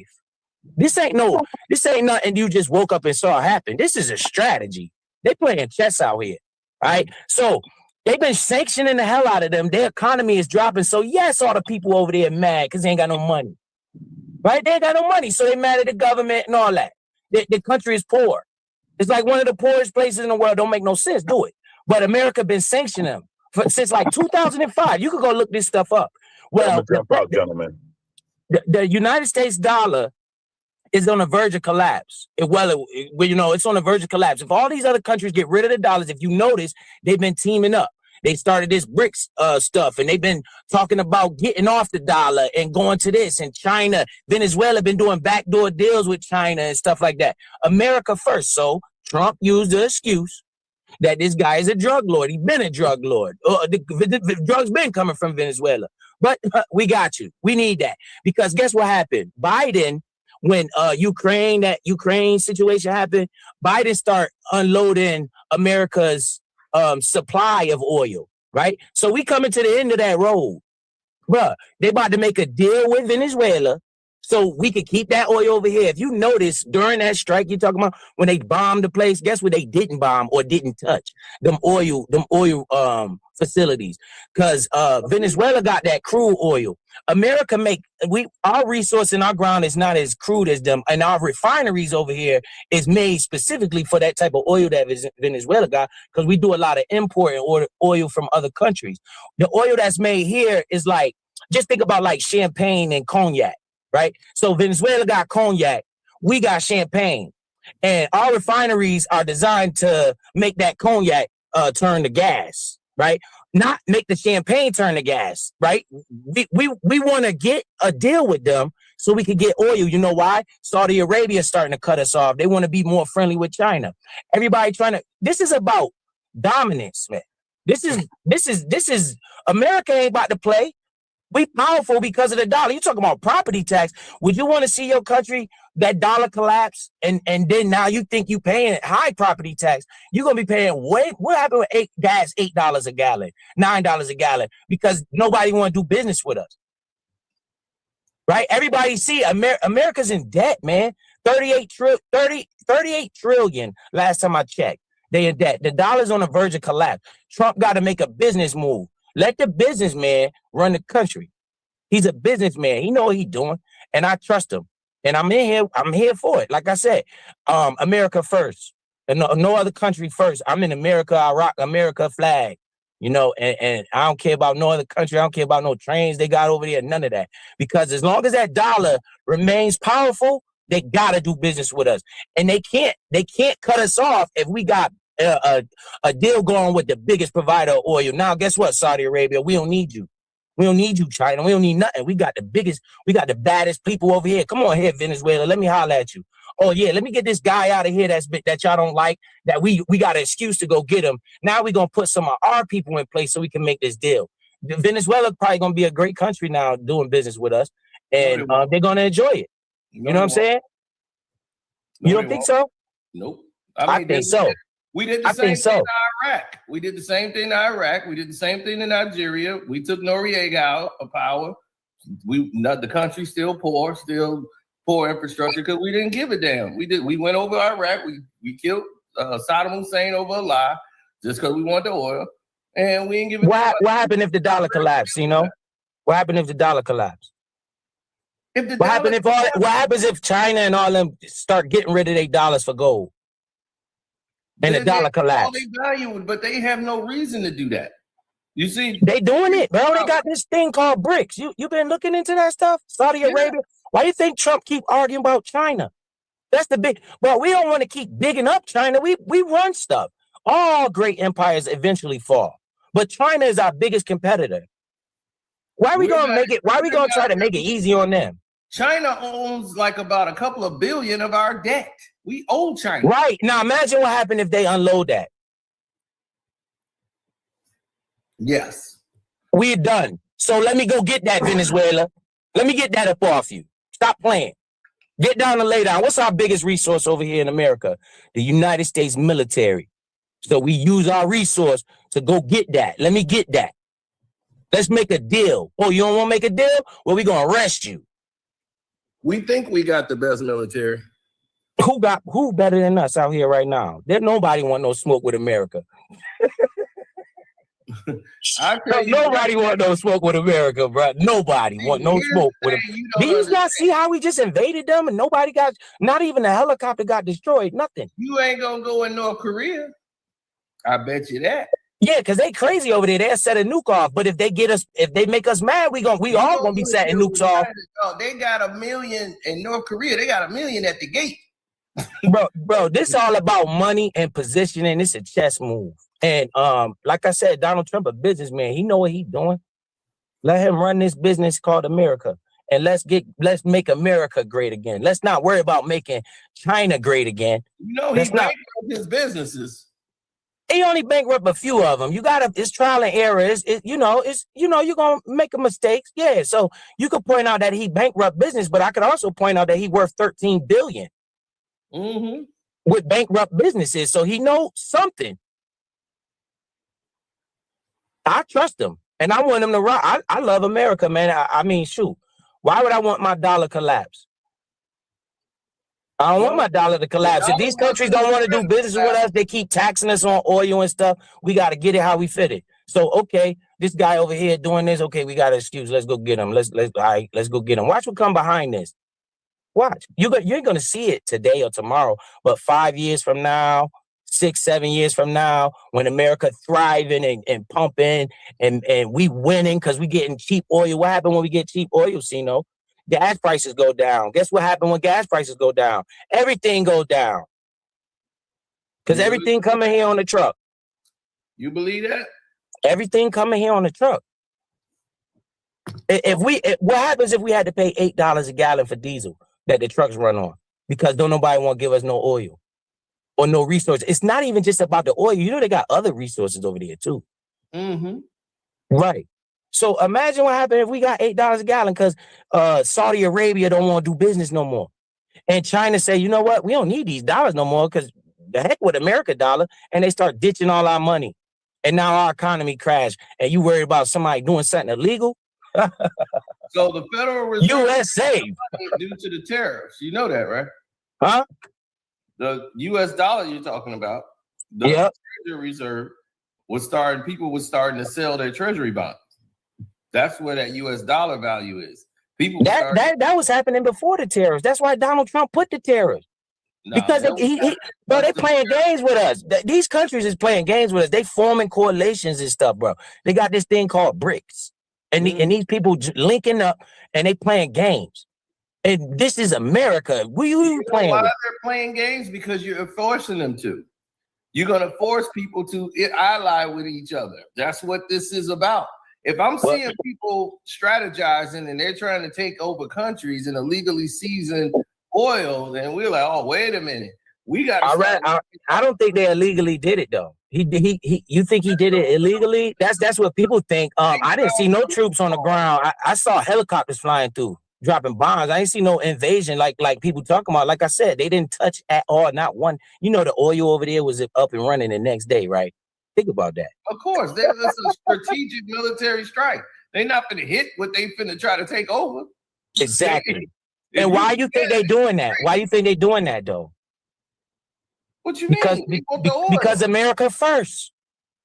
All right, don't invade them. Don't take the oil and watch your gas prices go up. Then you really be mad. Then your dollar collapse. Then you ain't got no money in your pocket. You be looking like Venezuela. I just told you. It take 1,000 Venezuela dollars to equal $3.30 of American money.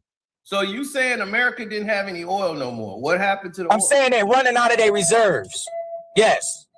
And nobody want to do no business. Yes, that's exactly what I'm saying.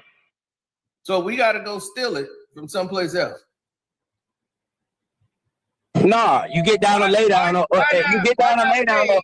Bro, we already Venezuela what you supposed to pay them. But we already in $38 trillion worth of debt, Cino. Because of this business, man? If you think Donald Trump is the reason why America is 38 trillion in debt, that's a bad thought. The country been in debt. Donald Trump trying to get us out of the debt. That's why he institutioned these tariffs. That's why he put these tariffs in place. He's trying to dig us out this hole. The tariffs is what's put us back in the hole. You realize that, right? The dollar you talking about? I think Donald Trump said he about to get everybody $2,000 from these tariffs. So when you get that $2,000, Cino, I need that donation up off you. So he gonna give everybody $2,000. That's what he said. That's what he said. He ain't did it yet, but that's what he said. Let's do the math. Now, they said how much they got in tariffs. They got billions in tariffs, right? They said they got billions of dollars in tariffs. How many billions is it in America? How many people in America right now? It's about 2 billion. Well, that's probably the world. But like, see what somebody said. They said Trump is the reason America debt so high. Are you sure about that? I agree. That's not in nowhere near. You think Trump ran up $38 trillion worth of debt in 1 year? President for 4 years before, right? And that's where you think the debt come from? Nah, bro. America been in debt. The whole monetary system. He didn't do a damn thing when he was in there. The whole monetary system is based off debt.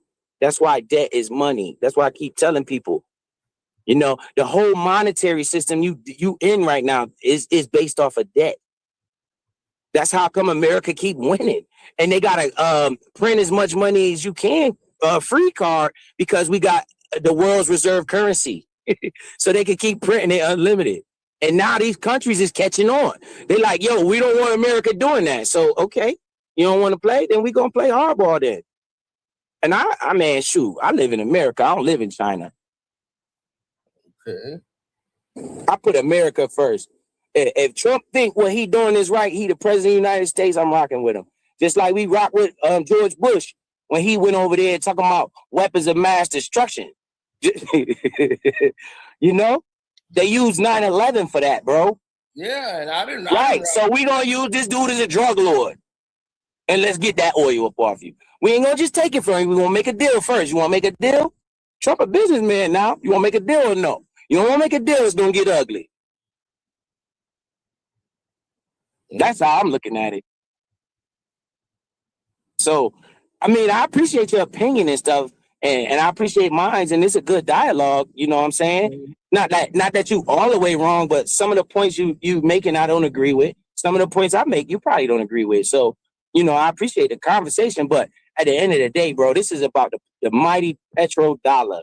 The dollar is in danger of collapsing, sir, and that's what we on.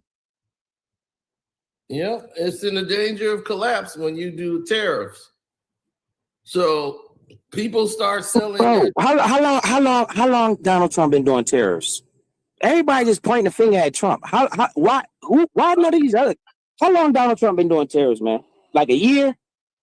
So we in debt. We in 38 trillion in 1 year. No, sir. This is when people start selling their gold bonds because they saw the market start to go to plummet with the tariffs. So he had to take some of the brakes off of the tariffs. So he was like, okay. That was a business move. You know what he did? He played the game. And Donald Trump a genius, man. He told him, I'm going to put all these tariffs on you. And then when he backtracked, everybody was happy. But he still got tariffs. He put a high-ass tariff. Everybody was scared. The market started crashing. Then he backtracked a little bit and said, you know what? We're going to, instead of whatever percent, we're going to do this percent. And everybody got happy. But do you realize he didn't put tariffs on what bring the money in? On those microchips and computers and sell. Oh, that's another thing Venezuela got. Those whatever that metal is that they put in the microchips and stuff like that. That's Venezuela got that. Mostly, that's Afghanistan. They the leaders in lithium. It's something begin with a T. One of the metals begin with a T. Titanium? It's something like that. I don't want to say the wrong thing, but I know this ain't about no president being no drug lord. Oh yeah, we all know that's all right. And it's only one reason why we doing that, and we ain't did it before now, is because the dollar is in danger of collapsing for real. Just look around the world and how they acting, and Donald Trump can see that, man. He a businessman. So if we make a deal with Venezuela, do we need Saudi Arabia oil anymore? No. Do we need China anymore? No. Guess who need who? They need us all over again. If we actually make a deal with Venezuela and get them to, because we got a big oil refinery in Texas. Venezuela not too far from Texas. If we make a deal with them, we don't need nobody. We got it all right here on the west, between America and South America. We don't need to go over there. Well, see, I come from the oil business, and we used to actually broker deals with other countries who couldn't be seen brokering deals with other countries for oil. So I'm going to actually show you some of the deals. So if we broker in deals, right, that's what we probably about to try to do with Venezuela. We dealt with Venezuela before with deals, but they had everything. So you heard Trump said, they said, what you gonna do? They said, Trump is a G. Yo, he is straight up gangster. They said, what you gonna do with the oil? He said, oh, we keeping it. Yeah, he's gonna keep that because that's what they were gonna do. He said, and we gonna keep the boats. Yeah, get down and lay down. I love it, man. I mean, it might be wrong in some people's eyes, but hey, if he got to get that guy out of there that don't want to make a deal to put somebody in there that do want to make a deal, and he got an excuse for it because the guy want to be a drug lord, whose fault is that? So this is the oil that we were selling from our company. This is me. That's my email. That's everything. This is what we sold in oil. JP54, Mazout, D2 and D6. This is mostly fuel. They need this for jet fuel. So when you start trying to get all this oil in the barrels shipped around, this is why they wanted 1 million barrels of jet fuel, which is the JP54. That's like regular gas. So they wanted the Russian in there. So this is this is the procedure that they use in the tankers. It's called Novo Water Plats. They use that for structure of everything that you want to do. So this is how we had to tell them it has to go, because every country is different.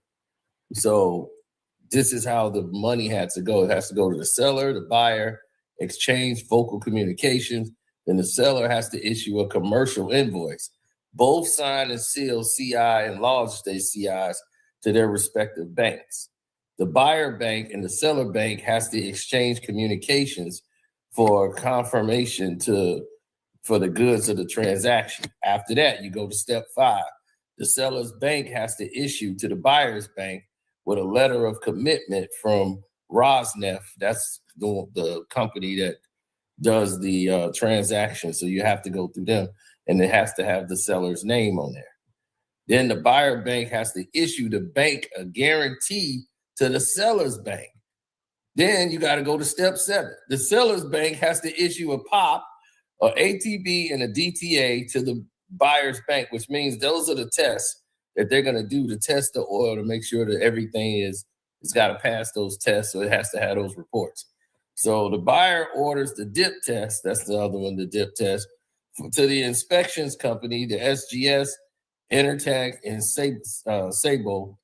And then after that successful dip test analysis, the buyer banks will issue you the MT-103 TT that you need.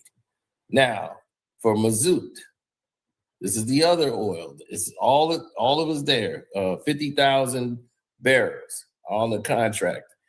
We got paid $4, our company, for doing the brokerage of the deal, $4 per barrel.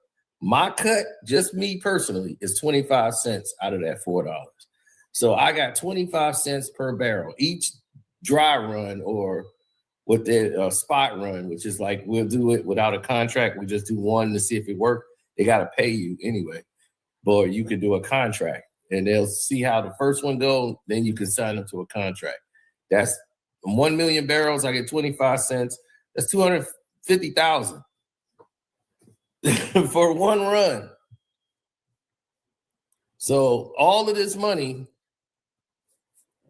is that everybody was talking about, it's actually taking place right here from China and the Rotterdam, everything. We were the ones who was doing this. So there's different procedures to set it up. That's how I know where the money is. See, that's me. I was like, I have my contacts for the D2 and the D6 who have the other oil that you need. Now it's me. So this is my business partner.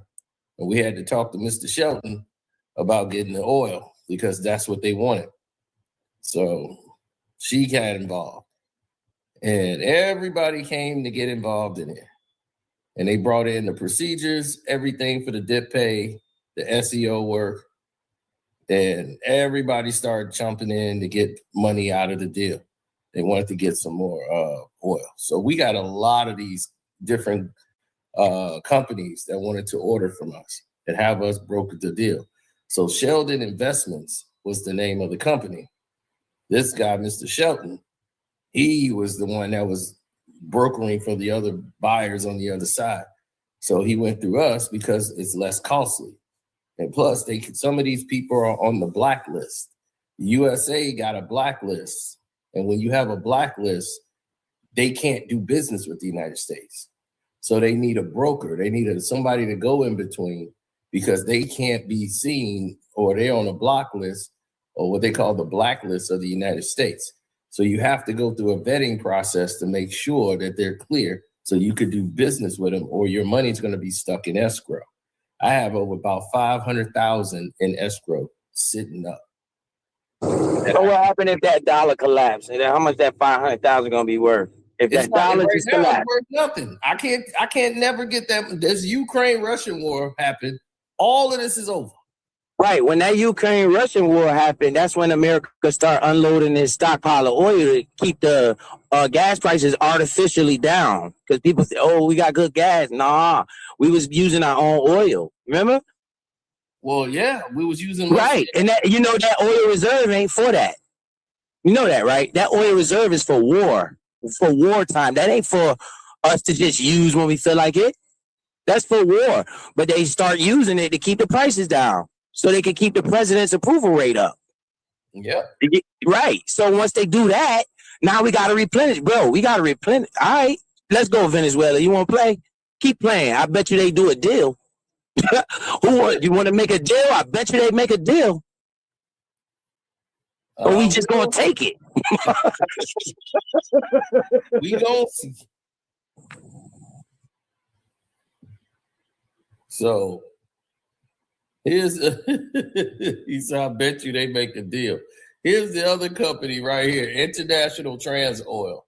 They came and reached out to me. They said, will you please send us a SCO, which is a soft corporate offer for petroleum products you currently have to offer. They need the contract, they need the amounts, and this is what they need. It's like buyers can show tanks in Rotterdam. That's why I told you. Russia, Venezuela, all of these people have to meet at Rotterdam.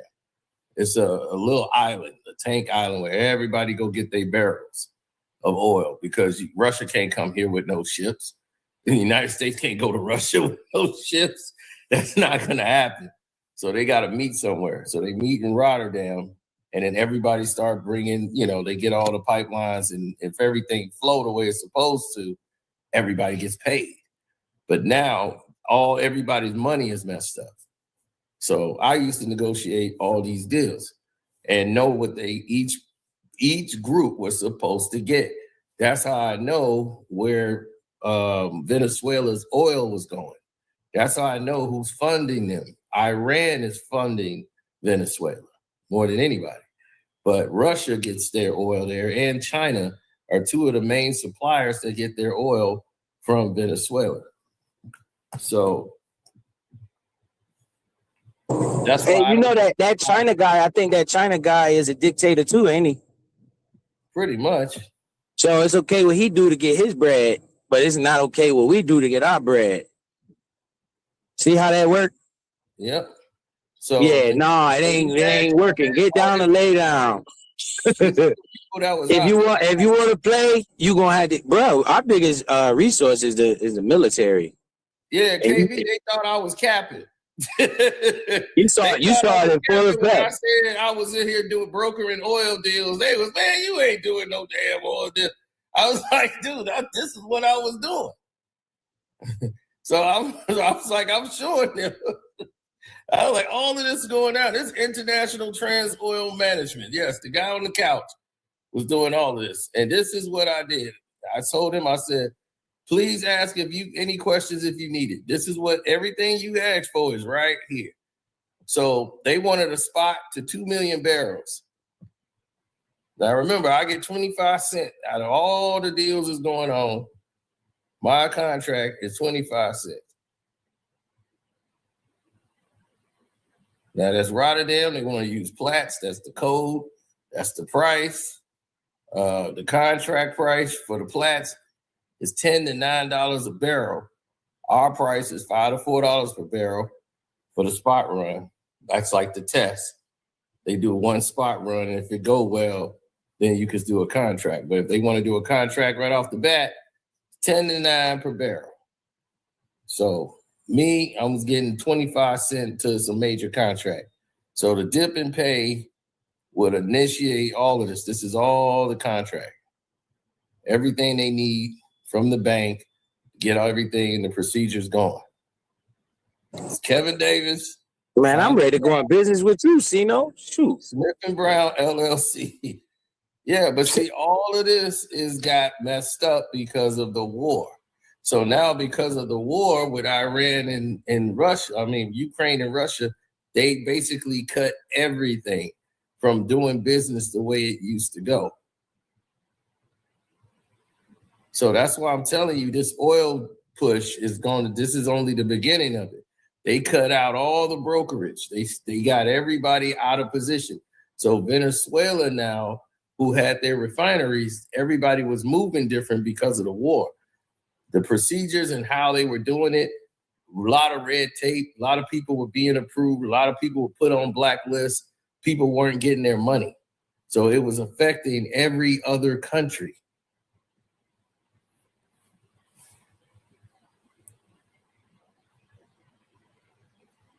This guy in the chat said, man, I didn't know anything about all this. Yeah, that's real, man. There's plenty, dude. There's trillions of dollars being made on the internet every day. Believe me, I was going to find a way to get in there to see how I could get in there and broker a deal. I was like, fuel deals was my niche. I was like, I could get. You got to go to school to do that. You really don't, but it helps. But here's the thing: to be a broker for fuel, And to get in that position to do that, you need to just know the business. You have to learn the business. So if you went to a class that taught you like what all of the abbreviations meant and what all of the, and it don't really take that much to learn. It's like learning anything on the job. Like if you're in a warehouse, they say push the green button. You know what they gonna ask for, and you know what you need to do to give it to them. And basically all of it is just really printing out a sheet of the information of what the seller and the buyer wants. Whoever is loaning them the money that they want to do, or they finna pay the money, or whoever's gonna do it, they're gonna tell you the procedure and how it's done. The problem is they want it done one way and they want to argue with the other people on how they do it. It's like, look, we do it this way and there is no wiggle room.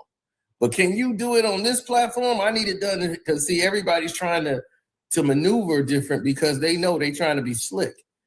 Nigerians come in here, they do the same thing, and 90% of them are liars, probably 95. They all lying, and they all think Americans are stupid, and they think they can maneuver and get over on Americans.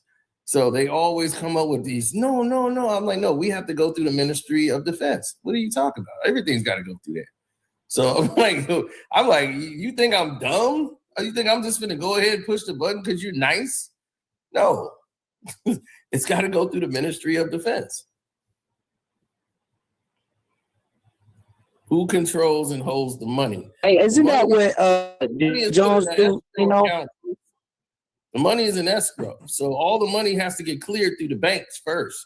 I remember I just showed you the list on how it goes, the procedure, the buyers and the sellers, and what going. You see how it was like 8 different steps that they got to follow.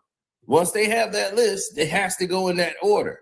You don't break that order. If those approvals don't come, they got to test. You got to have a dip test for the oil. To say, we got the oil, boom, they did the test, here's the results of those tests. I done seen people in Nigeria lie and fake the damn test. We done had all kind of crazy stuff happen in this business. It's just like, it's basically like if you were doing a drug deal, you could tell a shiesty dude from a mile away. It'd be like, oh, dude ain't on up and up because he BSing, man. He just talking and everything else. And see me, I'm the guy that cuts to the chase. Sandra will sit there and ask how your kids doing. See, and that's like we had a good cop, bad cop type of thing. You know, she's the one that's going, oh, how your kids? How that? I ain't got time for that. I'm the hammer. I come in with the deals. I'm like, look, I want to come in and say, 1, 2, 3, that's it. This is what it is. This is the procedures for the oil. This is how I ship it out. This is where it needs to go. Look at baller players. See, baller players, you're supposed to be absorbing game. You're supposed to be absorbing game. This should be intriguing you to say, man, is that kind of money out there? I'm like, yeah.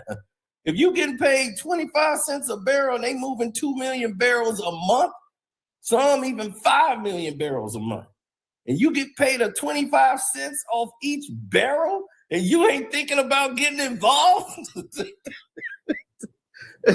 Shoot, one of those deals that had you set for life. I was over here screaming because of this war. I'm like, oh my God. Please. Hey, Cino, so where does Jerry Jones fit at? Because ain't he an oil tycoon or something? Where does he fit at in this grand scheme of things? Like, if he the owner of the tycoon, he got somebody like that's brokering the deals for him. That's the type of. Oh yeah, that's what you trying to say? No. He used to have his oil fields is dried up. He been got rid of them oil fields. His oil fields is gone. But that's how he got rich, because they struck oil back on those lands. But no, Jerry Jones oil fields is dried up. Oh, okay. I thought he was still in that business. I ain't know. Nah, he's not an oil tycoon. I know they keep, every time they talk about him, they be saying that he an oil man, come from the oil industry. Yeah, he came from there. Him and his dad, that's how they got their money. They were broke until that happened. But yeah, see, no, man, America first, man. Whether we got Trump in there, if it was Kamala doing it, America first. Yeah, if it was Kamala in there, I'd be riding with her too. whoever was in there, if they put America first, I'm riding with them, man. It's the Olympics out here. I just don't like us being. I don't like to be the bad guys. You know, I just like look. We've been the bad guy. That's how we came into power. That's how come you got this free life you got, man. Because we've been doing this. This ain't nothing new. That's how come you got freedom, quote unquote. This is the United States. It's a capitalist society. I don't see it as being sustainable. I don't see this being sustainable. I see it being problematic in the end.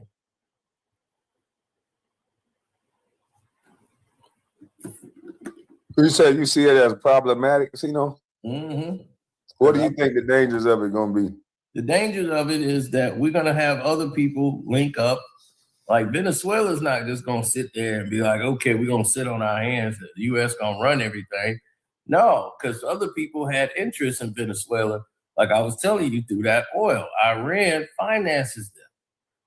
They finance Venezuela more than anybody.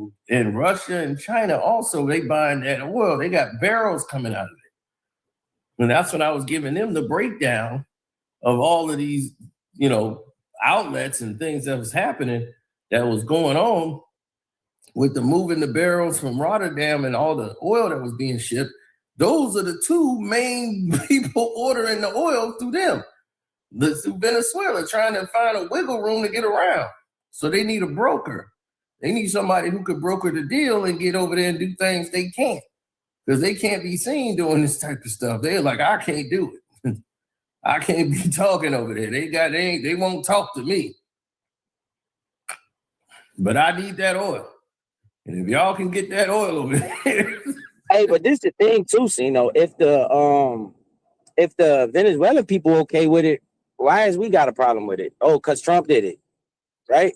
Venezuelan people happy. Venezuelans over there that don't like their government. It's people over here that don't like our government. We don't like Trump. So if they cool with it and they ain't complaining, why are we over here complaining? Just because Trump. That's it.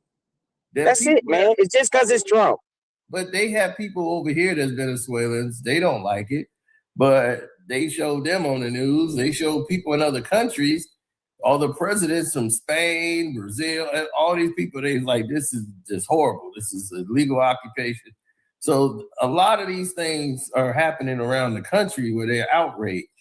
So they see the bigger play. So they're like, oh, we see the bigger play. Now they're going to just start taking over resources and they can just do that and try to make this little drug thing the reason. It's like, oh, so this is how we could do this now? Okay. So that's the way everybody's going to play. So people are going to start making deals. I honestly don't think we're going to take it from them, though. I honestly don't think we're going to just strong arm them. I think we're going to make a deal with them. I think that we're going to end up putting people over there that we like and make a deal. That's what I think. I don't think they're just going to strong arm the whole country and take it and call it American turf. You know, I don't think so. No, they going to do everything legal the way that's why he used this drug lord thing so he could get a way in. And then now he about to put somebody else in there. It's gonna take some time. He gonna put somebody. He gonna make it look like he letting a lady or whoever get a chance to do what they do. And you're gonna see some people over there that's cool with Trump. You're gonna see Trump shaking some hands, and you're gonna see the economy get better over here in America. And that's all it's about. Just think, man. We run out of oil over here. What's gonna happen? All these countries acting funny don't want to give us the right price. They want to charge us too much. What's going to happen? You talking about property tax. How much you think gas going to be a gallon? We took over the oil in Iraq. Remember, Operation Iraqi Freedom? That was the BS code we went by to go get the oil. And then we sat there and said, well, we're going to train their troops. So we stayed over there about 2-3 years training their troops. We supposed to be freeing these people, and they're going to have a whole new life. Iraq is still a mess. All it did was remove one face, and then here come a new face. Here come ISIS. So now we got so that's what happened. Your style is still valuable. And you had terrorist acts all through this country being portrayed by ISIS that came after that regime, right? You know how they got in this country? Here we are again with Venezuela. You know how they got in this country, right? Because they let them in. But here's the thing: it's always going to be an uprising, is what I'm trying to tell you. And people are going to start linking together, and it doesn't benefit that other country. Like Iraq didn't benefit from us being over there. They talking about we freed those people, and people cheered too. They was, yeah, all right, we finna be saved. Now they didn't want us there no more. They was, get out of our country. We don't want y'all here no more. So we left them the country, and then ISIS came and took it over. So they was right back in the same situation all over again. This is what I was saying. It does not improve anything. The USA is not showing, like, your past track records is not showing improvement. You went to Nigeria. You took Noriega out of power, right? Did Nigeria get better? Would you rather came in there? Would you rather like move to one of them countries or something like that? Why would I want to move there? I'm showing you that what they do doesn't work for the country. They have a history of it, so why would I believe that this is going to be different? Okay, but you just said you don't want to move over there to try to help them out. Maybe you could make it different. You can go over there. You could go over there and get Iran back moving and popping, you know? Man, maybe you could do that. Hey, this is crazy as hell. You know what I'm saying? President Sino in this thing. What? Yeah, President Sino, he about to go over there and fix it. Shit, he better not go over there. Man, listen, man, I'm rolling with America, man. If that's what Trump got to do, let them do what they do and see the results. You know, the man only been in there a year, and he's made major headlines within this year. So let's see what happens at the end of his 4 years. He only got 3 more years. If you don't like him, he only got 3 more years. You can vote for somebody else next election. Like, you know, Pull Up Shorty said, we created the terrorist groups. Yep. That's just how you do it. I don't think Trump is an idiot. I think Trump is pretty smart, and I think he know what he's doing. And it's not just him. He got advisors, as you know, like I always say, I think it's only one government, but they just be playing that game. But you know, that's what I really think. But it's just like he got people telling them, you know, what they think and what he think and all that. It ain't just Trump making every decision like that. He's a guy that signed off on it, but I'm sure the people told him, look, Trump, man, we running low, man. What we gonna do? Hey, you know that dude over there? We've been trying to get home for a long time. We could just go over there and snatch him up right quick. That's what it sounded like to me. Yeah, pretty much. Oh no, I didn't vote for Kamala. I voted for myself. I wrote they was like Trump or Kamala. I'm like, oh well, I'm gonna vote for me because I seem like I'm the best choice. So I was voted. I got to vote for president of the United States. So there was one vote in there for president of the United States, and that was for me. It was, who is this guy? Because you know you can add yourself to the ballot. You can vote for whoever you want here. In Illinois, we got that option. I don't know how it is in every state, but you could vote for yourself. You voted for yourself in Illinois, you say? Mm-hmm. Damn. Yeah, I think it's everywhere. I ain't know you could do that. Me either. Yeah, you could do that. You can vote for yourself. Then you just threw yourself on the ticket and voted for yourself? Yeah. What's the process? It's even listed on there. Like you could either vote for or somebody else. You could just write your name in. So I wrote my name in and voted for me. So if you wanted to get other people to vote for you and you wanted time to get people to back you, what's the process to get your name like officially on there? Shoot, I don't even know how that process will work. But you could easily just tell people to vote you or write your name on there. They could just write your name on there and you'll be pretty much on the ballot. But if you had enough votes going in, they could probably add you to a ballot, but they could still just sign your name in. Everybody could pretty much vote for themselves. You said wasted a vote. No, that vote was right. I don't think it was wasted. That was the right choice. Kamala Harris or Trump, I'm like, oh yeah, it's got to be me. Because I can't vote for no woman who's lying about her damn heritage. I'm like, she coming through the door line. she black. Oh, I cook me some Hey, Sino, I think even if it was Kamala Harris in there, they'd probably be doing the same thing. They'd probably be over there right now doing the same thing. I doubt it. They ain't gonna do that. That ain't a Democrat. I mean, you know what happens, like if somebody in the streets and they starving and they homeless and they need something to eat, you know what they end up doing, right? Taking that from somebody else. You know, so if America gets to that point, what you think we're gonna do? We're gonna just let our planes sit over there and our bombs sit over there while we like Venezuela over here? No, right. Sir. We about to jump in them jets and we about to go make something happen.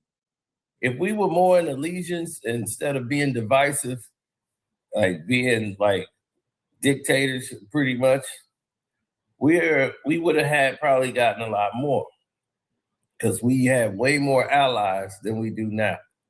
But notice how you say that, right? This why I be like, yo, Sino, you listen to what you're saying, right? You say we got a dictator in Trump and we need to be more nicer and all that. And then the first thing you do is show China. And you show China's railroads and China's economy, and like they don't got an actual dictator for real over there. Mm-hmm. But that's our biggest threat, and they're the best thing since sliced bread. But they got an actual dictator. We got a president of the United States that everybody's claiming is a dictator, and people upset with this guy, but they cool with China though. Like, you think it's okay what China do to people? You know how China got their power? Through the United States. No, I don't know.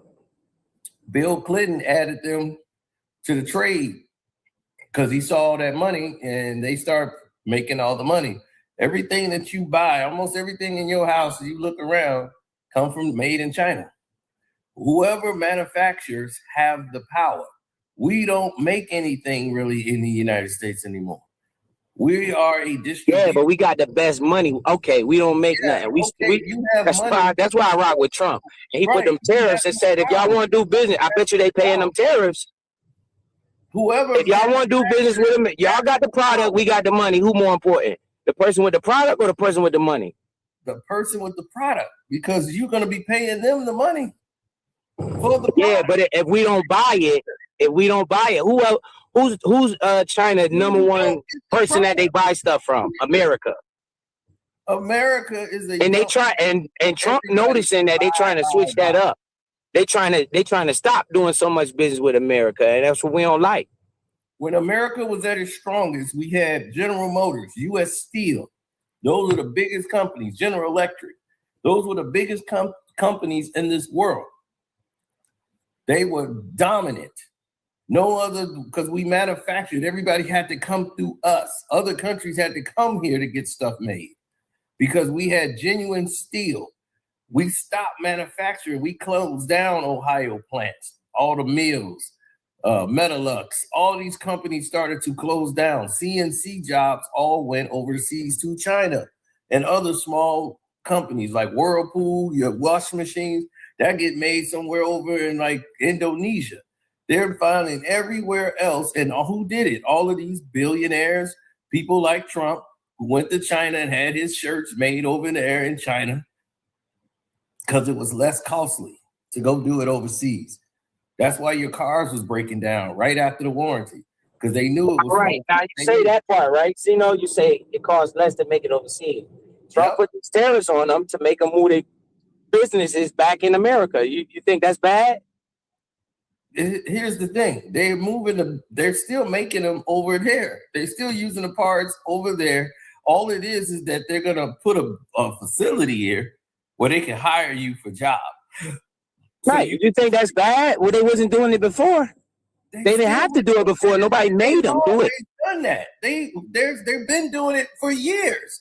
But in factories in the United States, because I thought you just said we export all our stuff. Oh, import all our stuff. These places are here. Mercedes-Benz still have a place here.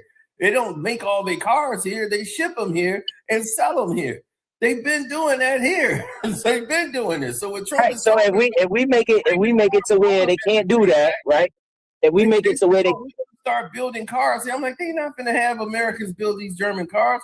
They're going to have some of their German engineers over here in the United States posted up so they can make the cars, some of them here, but they got their engineers that make it already here. So they're just going to do that, but they to avoid a tariff.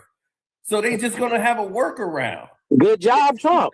Because now some more people could get some jobs. Now the economy's better. Good job, Donald Trump, making them come over here. Thank you. Or else they're gonna keep building them factories overseas, getting a cheap labor and making all these profits, and we ain't gonna get nothing. He's talking about something that's already been in place for years. They've been doing this. What? They've been creating jobs. He had deals with his first presidential term. He had made a deal with them that they couldn't close a plant. He had a deal with Ford and Chevrolet saying, do not close this plant. I'm telling you, they was like, look, we're going to have to close this location down and go to this next one. I'm telling you, don't close this plant. He wanted to keep it open and keep the jobs open because he was running in the election. But they've always had this in place for people out of overseas to bring their cars here. Audi been doing it. They've been getting it for the low, bro. They've been coming up off America. Don't you see that? They've been coming up off America because we got weak leaders. No, now this guy Trump in here, he like, hold it. So you gonna do this, and what you gonna do for me? If I'm gonna tell you this, how much I'm making off of it, bruh? Trump running this thing. Let him do his job. They came up off of us because we gave up the automotive industry. General Motors, remember I told you, GM.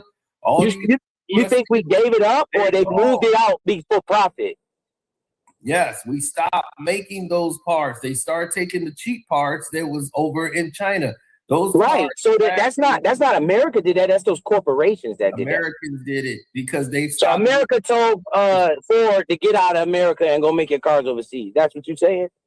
The owner of Ford said, hold on, I could make more money if I go over there and get these guys to build my cars. It'll be cheaper and I can make more profits. You don't think that's what happened? Because I don't think America said, yo, Ford, we don't want you in our country no more. Get out of here. Nah. Nope, we said we don't want to pay that kind of money and for these cars that's gonna last long and they're reliable. We want cars that look real pretty, but they're gonna break down. The axle gonna break in about 2, 3, 4 years. As soon as that warranty expires, boom! All of a sudden, now the axle break. The bolts were breaking, and the thing is, it was so faulty, it was starting to break before the warranty. Your seat. Yeah, but you can't say America did that. That's the CEO of the business that. So America, you telling me, bro? You trying to tell me? Let me tell you what they did. So let me tell you what it did. The reason that they did it, they start buying the CNC machines over there in China. They start buying them over there. They start closing the CNC machines here because it's 20 cents a bolt for U.S. steel.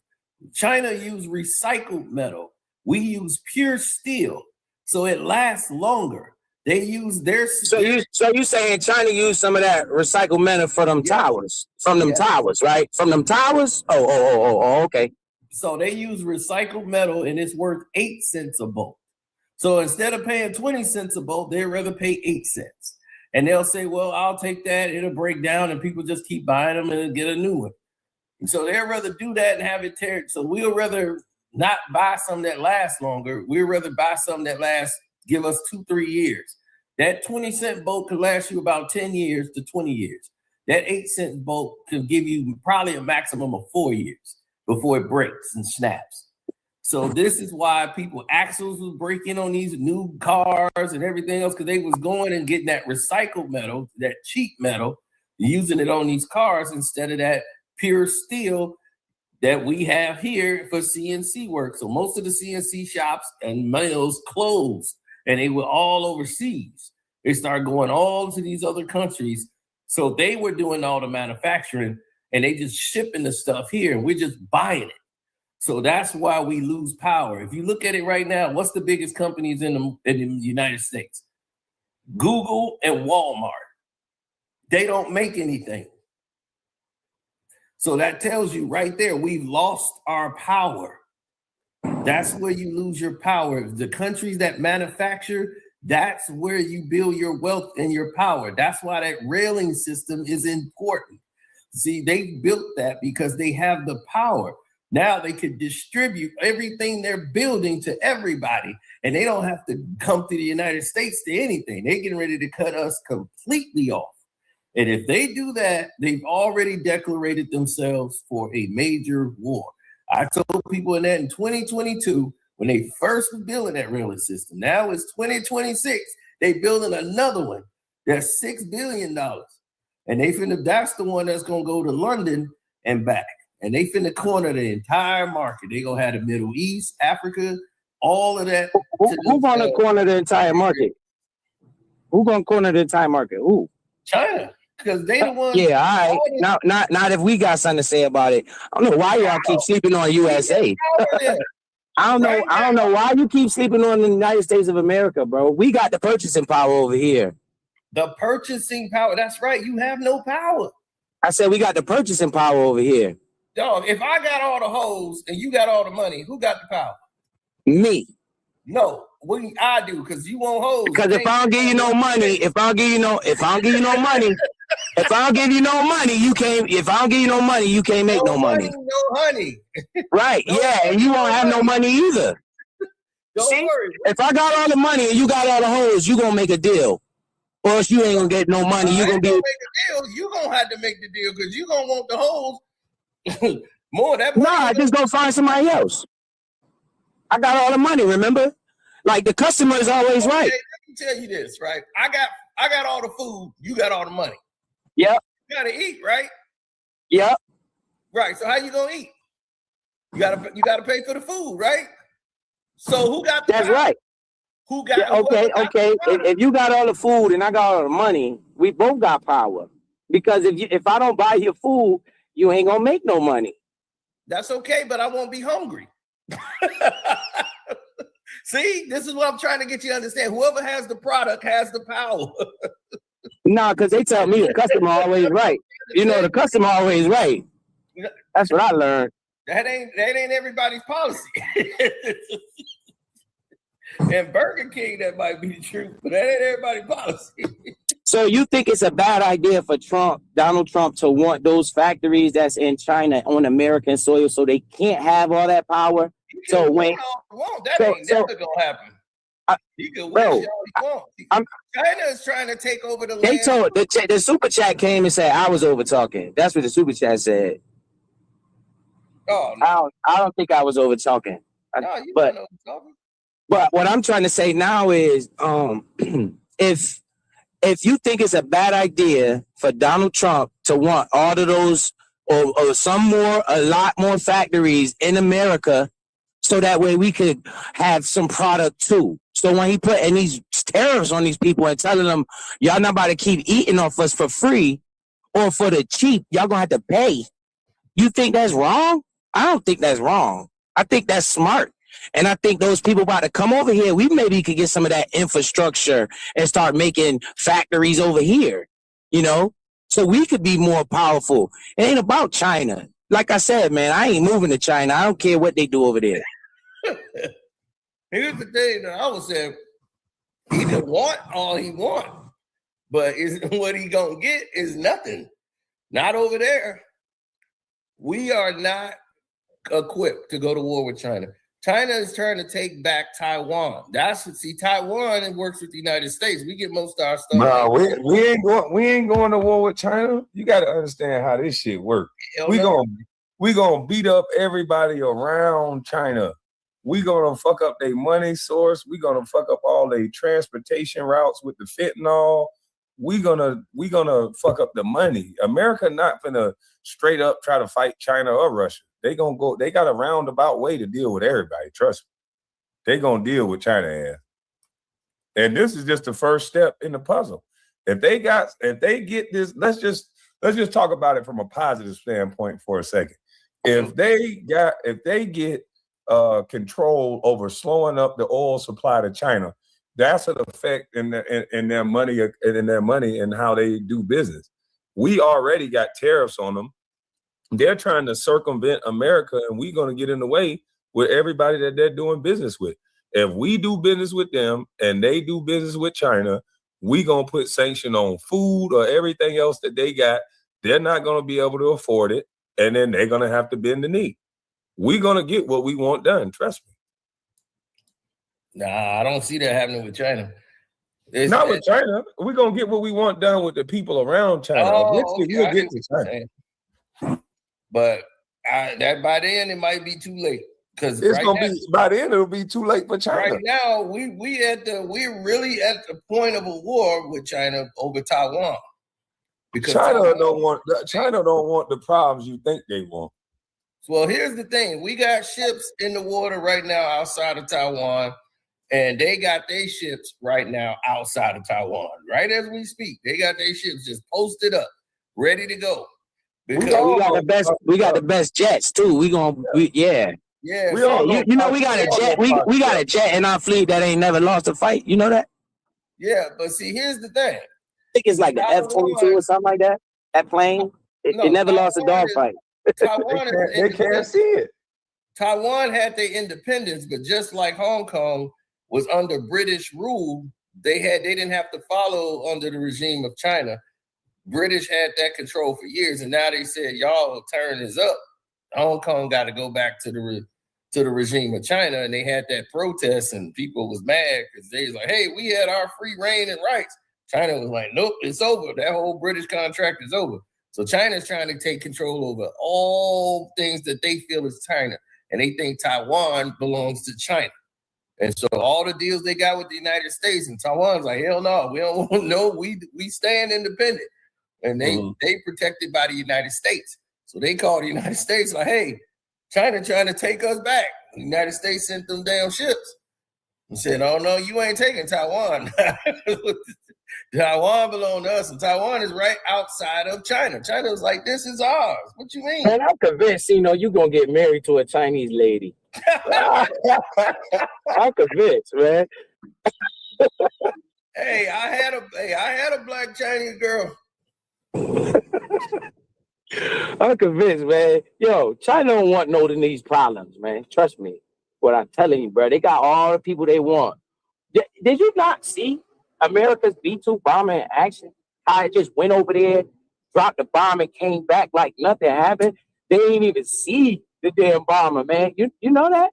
And it what they say was 40,000 feet in the sky, and they dropped the bomb right on the bunker and blew that whole thing up and just bounced with no problem. You talk about China. Yeah, right. They better chill. I know that. Or it's going to be problems. And either way, look, this is the good thing about it. If it's problems with China, we all in trouble anyway, right? If we have problems, there might be a nuclear war. We all going to be in trouble. Your dollar ain't going to be worth nothing anyway. But if what Trump is doing works, we going to be in good shape. So I don't see the problem with it.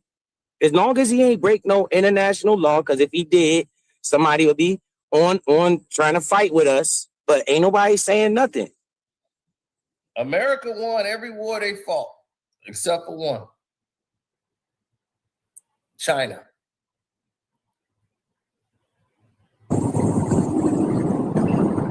Man, I ain't worried about no Chinese people. Rematch, yeah, goddamn it, rematch. Yeah. If they start sending nuclears over here, we all gonna be in trouble anyway. So, man, did China really win? Like, I don't think nobody won in that situation. I don't think nobody win when you go to war. And now we have the capability to do so much destruction to each other. As soon as each side press the button, there won't be no winners. And whoever is around to tell the story, they're going to be the ones that to make it seem like their side won. But it ain't no winners when you got babies on each side being blown up and people starving. I don't see no winning in that. You're right. You're right about that. But we definitely didn't get what we came there to get. we had to pack it up and get the hell up out of there. Like dude said, man, ain't no greater adversary than a man in a pair of black pajamas. What did he say? Oh, it said, disclaimer, Vietnam was never declared a war because the president never asked Congress for a declaration of war.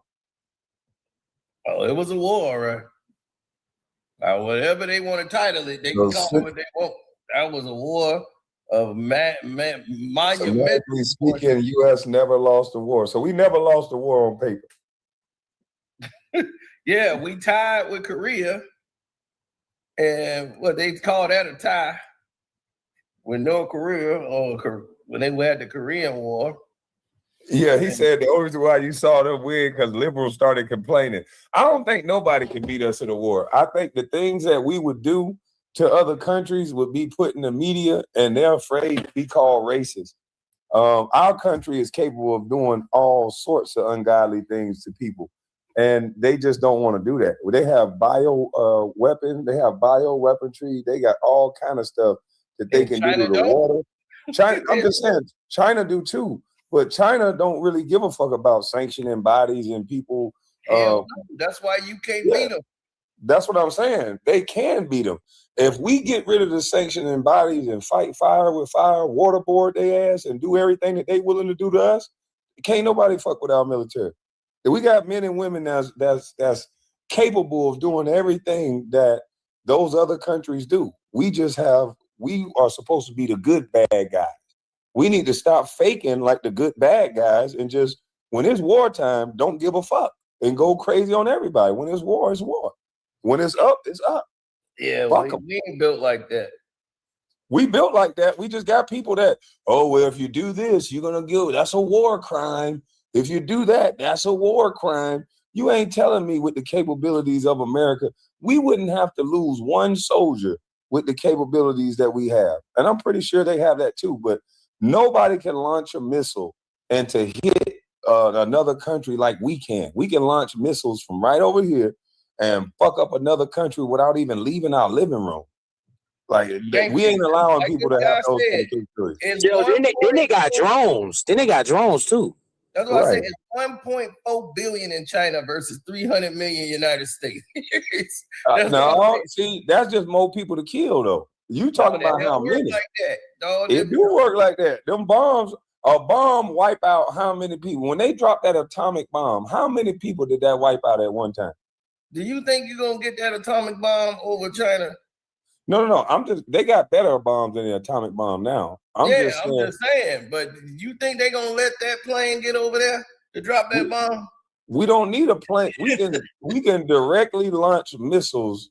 We got and missiles. They will launch a counter missile to blow that. Yeah, we got what's those shit called, battleships and the oceans and stuff. They can launch missiles from there too. Yeah, but I just want everybody to know it's not going to be a war like that. It's not a war of people being on the ground. It's going to be counterattack, strike, counter-strike, things like that. We have the capabilities to do whatever the hell we want to do. So don't think that we need some people or thousands of people to get on the ground and fight. Wars are not fought like that no more. They'll send a drone over there. They can send a drone over here. We can send a drone over there to wipe out half of their shit. All we got to do is hit the right nuclear base, hit the right oil refinery. They know where ours are. We know where they shit at. That's the type of war we would be fighting. It ain't about the people. That'll just be more people to die. And just because it's millions of people on the ground in China, those are not war-ready people. Those are going to be people running, hiding, trying to flee. Those are not war-ready people. Shit. No, they have a bigger military, but we talking about if you count up. Them people die over belief. They'll grab a grenade and run up on you and grab you. Well, thank God they're not going to be able to run. They're not going to be able to run up on us. Don't have a grenade in his hand and say, I'm finna run over there and take out a group of people. The one thing you got to respect about America, wars don't really get fought over here in America. We had Pearl Harbor, we had the little small stuff, but we go over there and find you. We're not letting you come over here.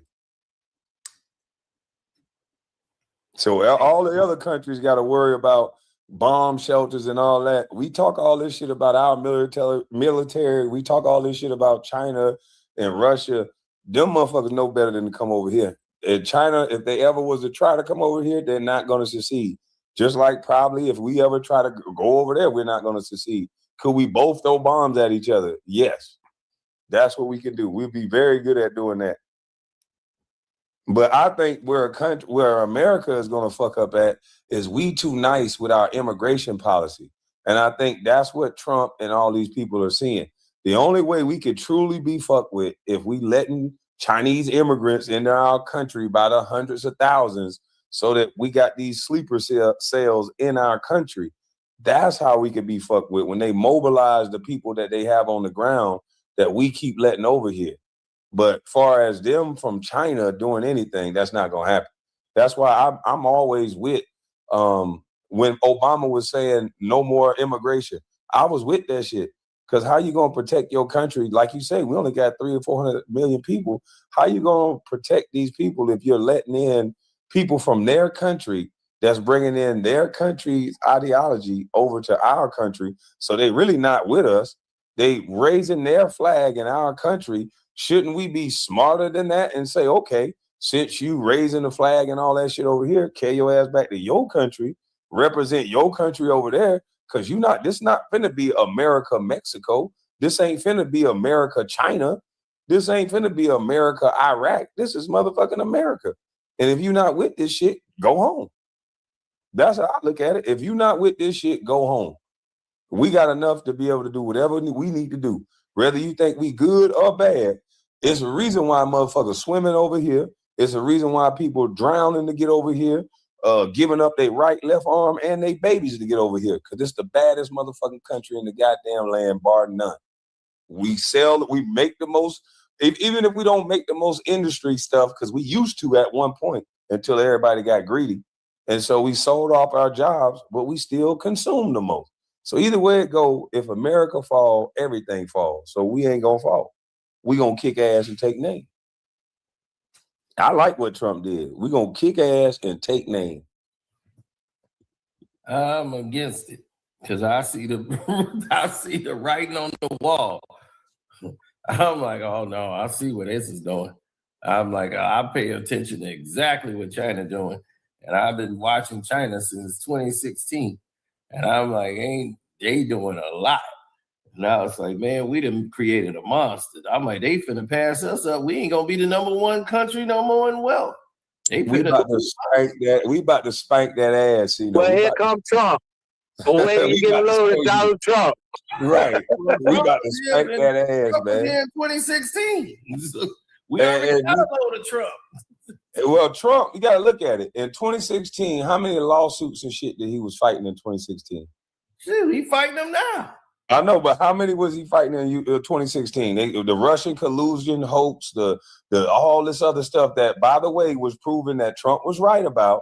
So if they just get the fuck out of this man's way, save your opinions for after he do his job, because no other president had to deal with all this distracting and all this going to court and all this different shit being in his way when he trying to do what he do.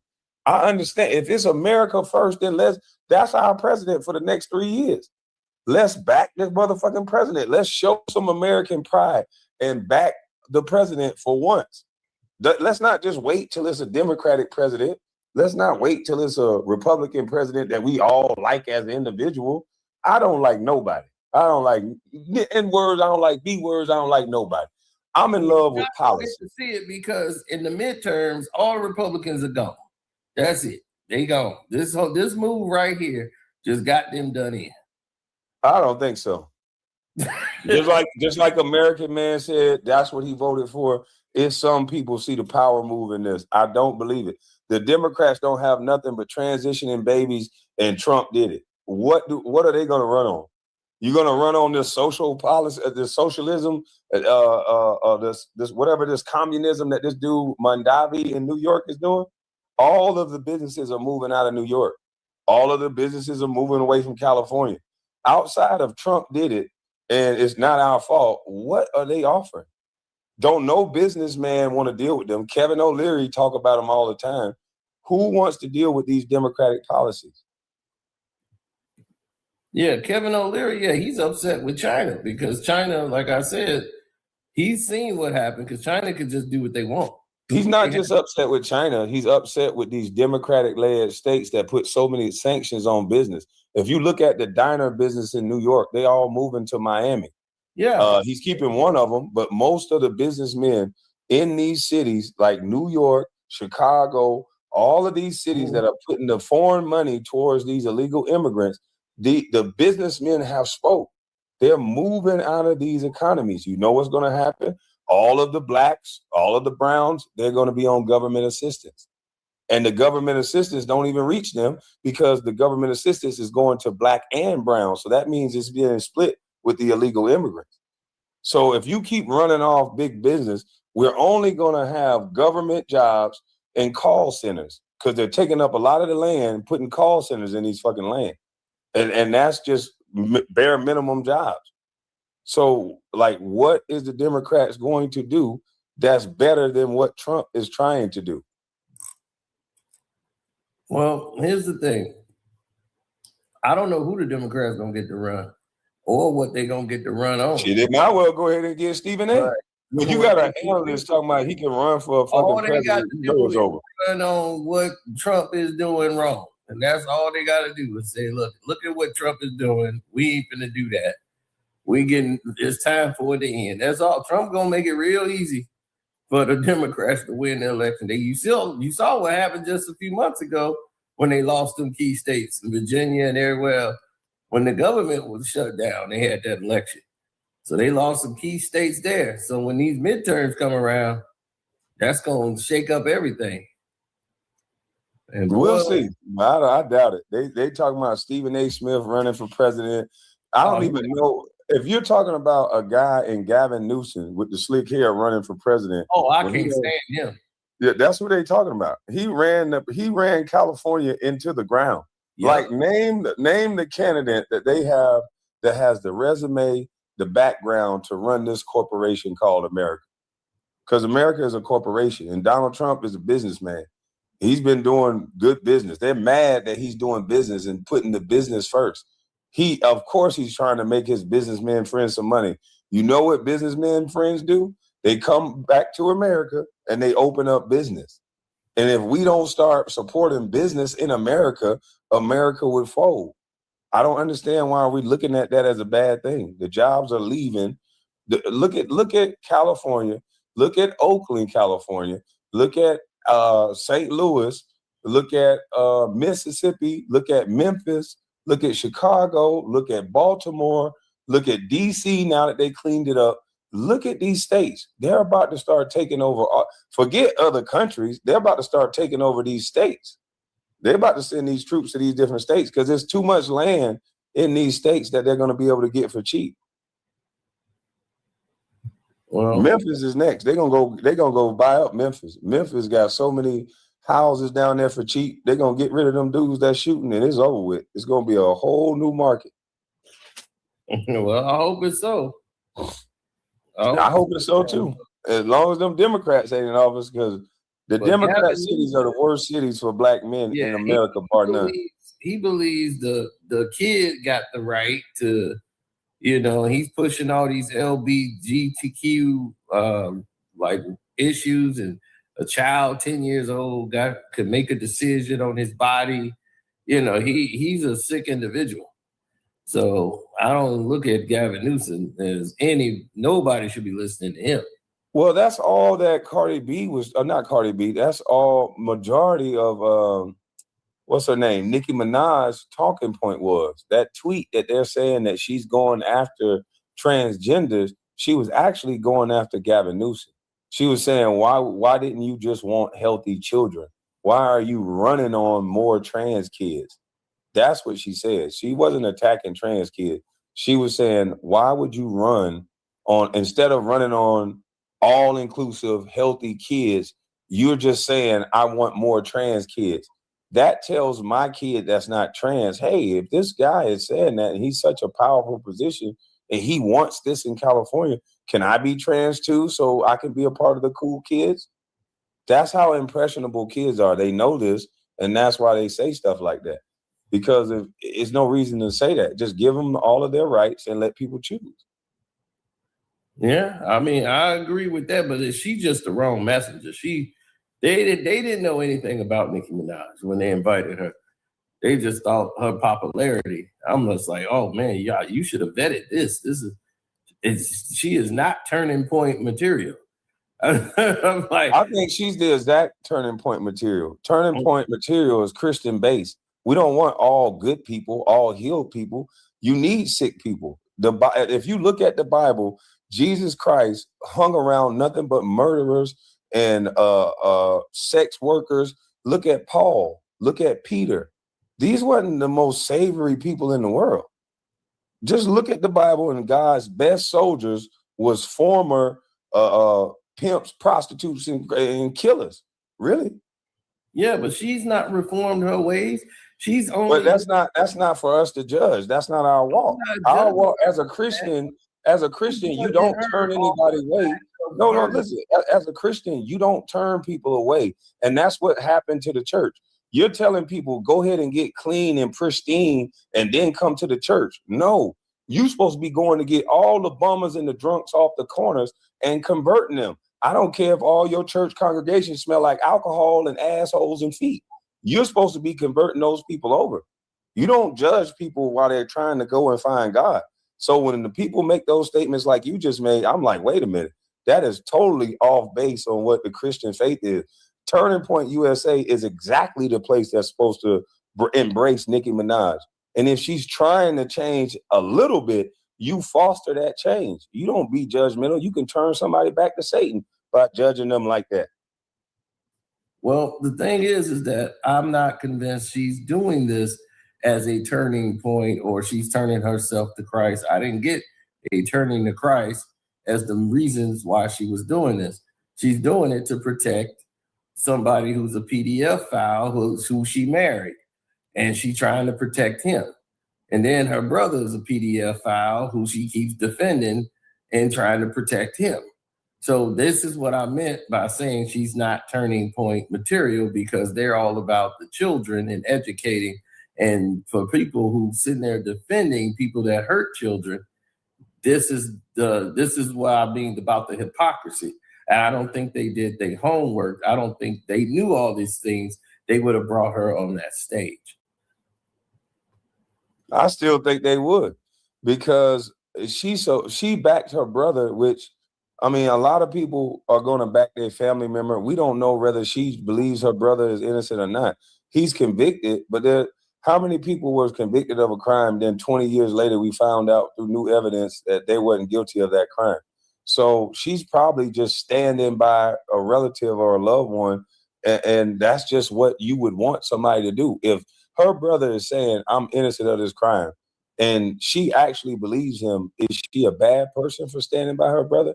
Or is she supposed to do what society want her to do? Well, I'm thinking, and the realm of this is that the evidence was there, and she was blaming the actual victim in her statement. That's what made it bad. And if she did that, that's 100% wrong, and I don't agree with that.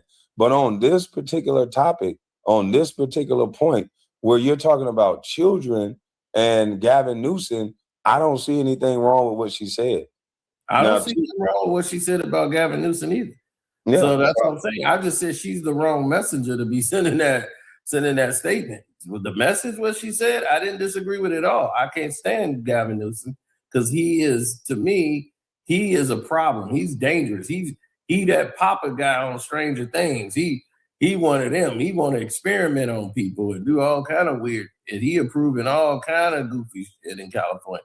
I'm like, I just think people forget what it looks like to stand with somebody that everybody else think is guilty. She's doing what most people would want somebody to do: stand in their corner. If the whole world think I'm guilty and I said I'm not guilty, I would want that person that know me from the sandbox to say, I'm riding with you. If you say you ain't guilty, I'm gonna fucking ride with you until, even if they say you guilty, if you tell me you're not guilty, I'm fucking riding with you. That's the type of loyalty it seems like she's showing. And so that's the loyalty that everybody wants. And if it's proven that this guy didn't do anything, maybe she's just blind loyalty to her brother, and maybe she has blind loyalty to her ex or her current husband. Because I don't know. He got convicted. I think he's doing 25 years. Her brother is doing 25 years? Yeah, I think he's doing 25. And so, and she believes her brother is innocent? Well, no, she's kind of like saying that the girl lied, didn't tell the whole story on the other side of the family, like they were like in a relationship, even though they family, like she led him on or something. It was something that it was real tacky, like what she said. It was just like, oh no, Nikki, this is the worst. The worst. So was the girl underage? Yeah, she was underage. Okay. And how old was her brother? Oh man, I don't know how old he is, but let's see if I can look it up. But her statements was crazy. And what was her statements to that? Let me see. He was found guilty of Long Island child sexual assault.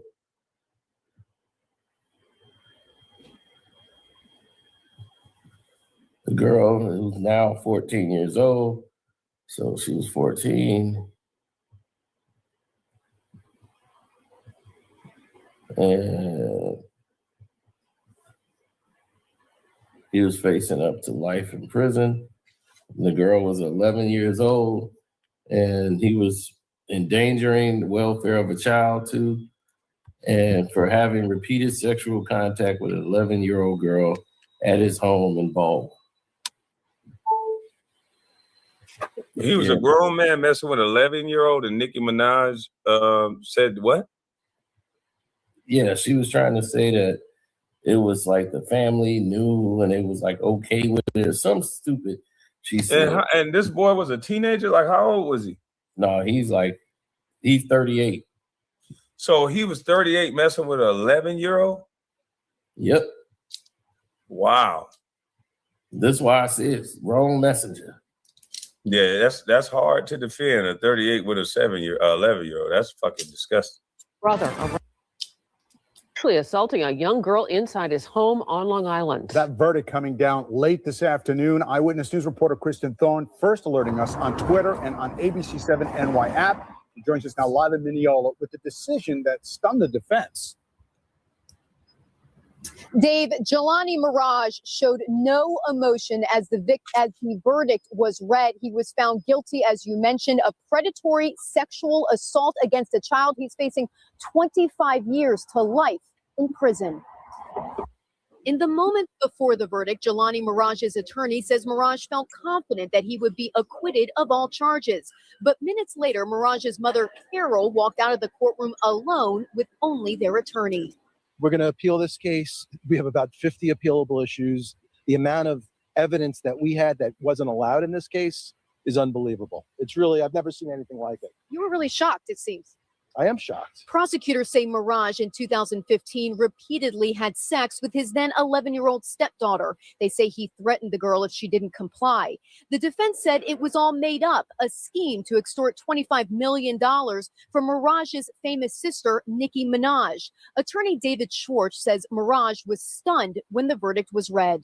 He whispered a few things to me and I told him it's going to be okay in the end. Jurors say they had some questions at first about whether Mirage really was guilty, but ultimately they say the decision to convict him wasn't hard. What was listening to the testimony. It was hard. What made it hard? Listening to the witnesses and what they were bringing up, it was not easy to listen to. Another factor that may have played a role in the jury's decision was the fact that Mirage's DNA was found on the victim's pajamas. The defense argued that DNA was placed there by the victim's mother as part of this elaborate scheme to get money out of the family. Schwartz says Nicki Minaj supported her brother throughout the trial. So that's what I'm saying. She's defending him, trying to say like it's this big plot. And so she basically was blaming the damn victim.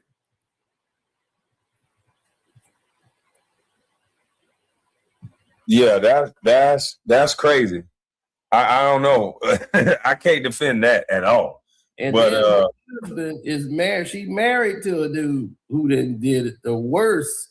He was 16. He followed a girl, grabbed her, put a knife to her back, took her in the house and tried to R-word her. And she hit him upside the head with a bottle and ran to school and told the principal that he tried to do this and he was assaulting her. He got arrested and went to jail and did 4 years in jail for it. So let me ask you this. Did something happen to Nicki Minaj when she was younger to where, because that's two men you're saying that she's around, that she seems to not to be okay with that. Yeah, and the thing is that she knew about it, and that's why she's doing this thing with. Oh, hold on. Somebody said she also said she lied about that and she was dating him. That's what Nikki was saying. She lied about it and was dating him.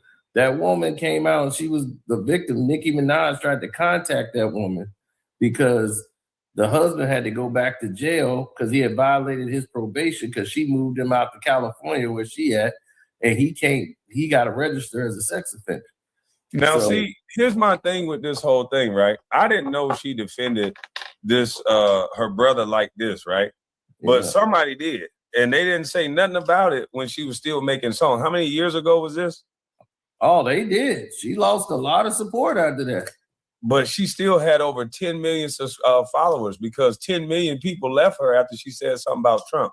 So my thing is, if Nikki was so bad and what she said was so egregious, why wait until she say something about Trump to cancel her? Why not these statements alone cancel her? Here's why they canceled her. The people those people didn't cancel. The people that left, those 10 million, those are the people from the LGBT community.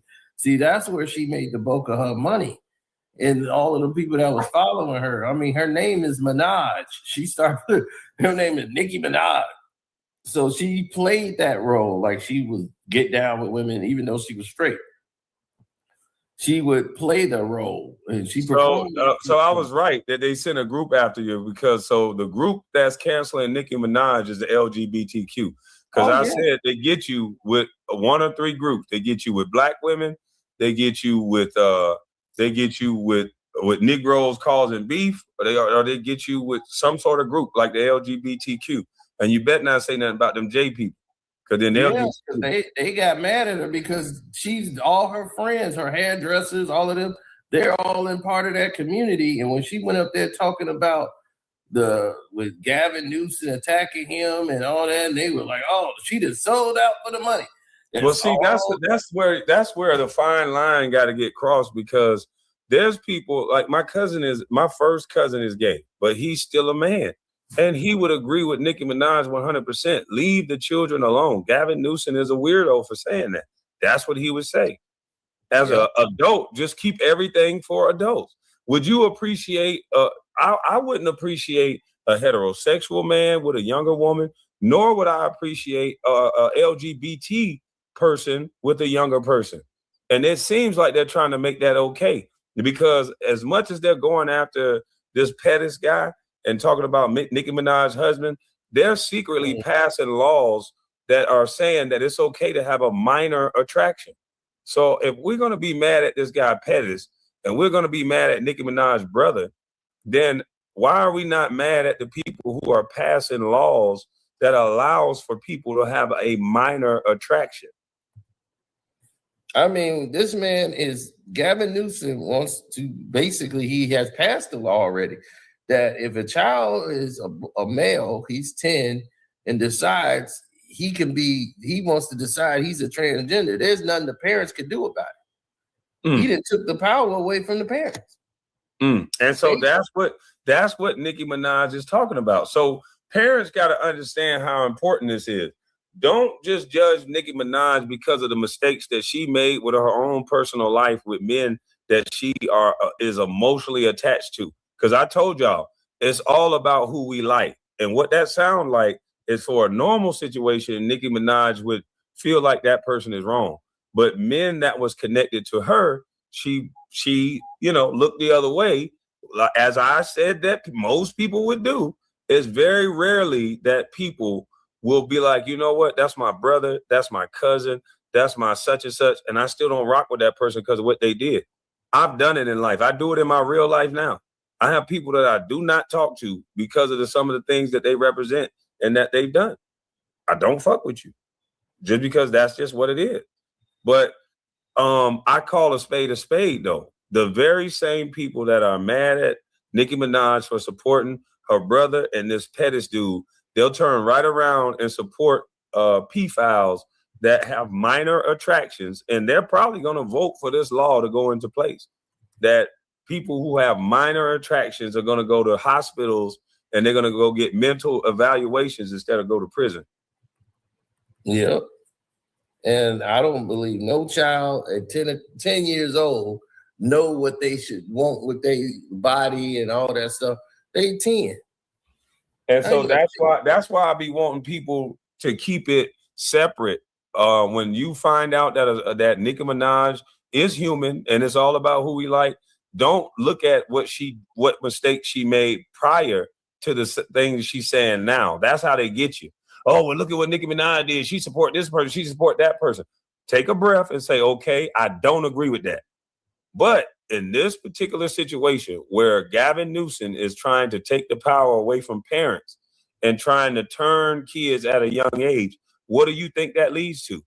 If your 10-year-old comes home and say, no, I don't want to be a boy no more, and you turn that 10-year-old into a girl, and then that 10-year-old turns 20, and that 20-year-old now wants a family, that 20-year-old can no longer have kids because you transitioned them. Why not let that young man wait till he grows up, mature, and if he wants to get off of those hormone blockers and those things, and he has his still manhood, he may want to change his life and start a family. How many people have been one way for a minute and then changed their mind? That's just life. Yeah, there's been plenty of them that said that they showed that said, man, I'm a grown man now, I'm in my 20s. I wish I could go back. He's like, I do change my mind, and I don't want to go down that road. Yeah, somebody say a pedophile charge is tricky. You can get one from peeing in public. Yeah, it's a lot of things. You can that's the crazy thing. You can get a pedophile charge for peeing in public, but then you can go to a gay pride week and they could be slinging and jangling right in front of your children. Her music was turned off immediately after a club started playing it. The clip shows a packed club as one of Nicki's songs starts playing. Instead of cheering, people began shouting for it to stop almost instantly. In the video, voices can be heard telling the DJ to turn it off. And it's a gay club. The moment stunned many viewers because it showed a complete shift in how her music is being received in public spaces. The clip has now gotten a lot of attention across social media. Some are saying it feels symbolic of how quickly things have changed around her image. Nicki has already been facing a huge backlash in recent weeks. She's lost millions of followers and is losing a lot of public support. Certain groups now dislike her, saying they no longer feel comfortable supporting her. That reaction appears to be spilling into real-world spaces like clubs where her music was once guaranteed to be played. What stands out is how fast the crowd reacted. There was no hesitation, no mixed response, just a clear demand for the track to be stopped. So far, Nicki hasn't addressed the club clip directly, but moments like this are making people question how much public support she still has. From what we've seen, though, it looks like people are turning against her, which is bound to affect her career moving forward. But before you go, I want to know. That's not people are turning against her just because one gay club reacted to Nicki Minaj. Mm-hmm. There's black women that still love Nicki Minaj because she stood up and said something that was right. There's some that hate her. So on either side, you're going to have people that don't like you. And what it sounds like is somebody is trying to control her, if you ask me. I don't agree with what she did. I don't agree with supporting her brother and whatever that guy is, but I don't know the personal situation that happened there. You know, her brother's attorney is saying that they got appeals that they didn't happen. Did he ever appeal anything yet? Oh, they put in an appeal. It got denied. Okay. So until any of those appeals hit, then right now, as it stands, he's a guilty man. So some people, the same people that judged Trump for going after the January 6th, not January 6th, but the men that they thought that raped that girl, Central Park 5. Trump and the media thought they were guilty. So they said some egregious things. There's people saying egregious things about this dude because they feel like he's a convicted and he's guilty of SA. Ain't nobody treating him, like they like him. People in the hip hop world is, but in the real world, he got to check in before he go into a neighborhood. People got to know where he at all times. Oh yeah, his baby mother got his kids. She just was automatically, taken out in a drive-by. They still haven't caught the assailants who done that. Right when she was about to hit him with child support. Jesus. So then Nicki marries this guy, and that's why she lost a lot of support by marrying this guy and having a baby with him. Yeah, she seemed like her downfall to me is loving this culture too much. That's her downfall because women that like dangerous men, like she's like they feel safe for some reason. This guy ain't gonna be available for you if he's doing all this stuff that's being alleged. Then he's gonna be back in jail. Yeah, she got sued with somebody in jail.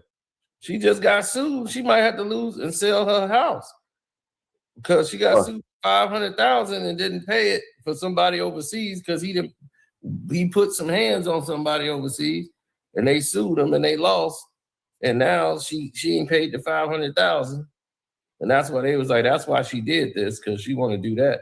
Because Nikki should have got with a Russell Wilson, because Russell Wilson ain't gonna put his hands on you and he ain't gonna have to go through all this stupidity. But a lot of these girls, they want men like that that's gonna put hands on people, because it's not about a feeling safe thing. Everybody want to talk about feeling safe. There's a guy that you can get.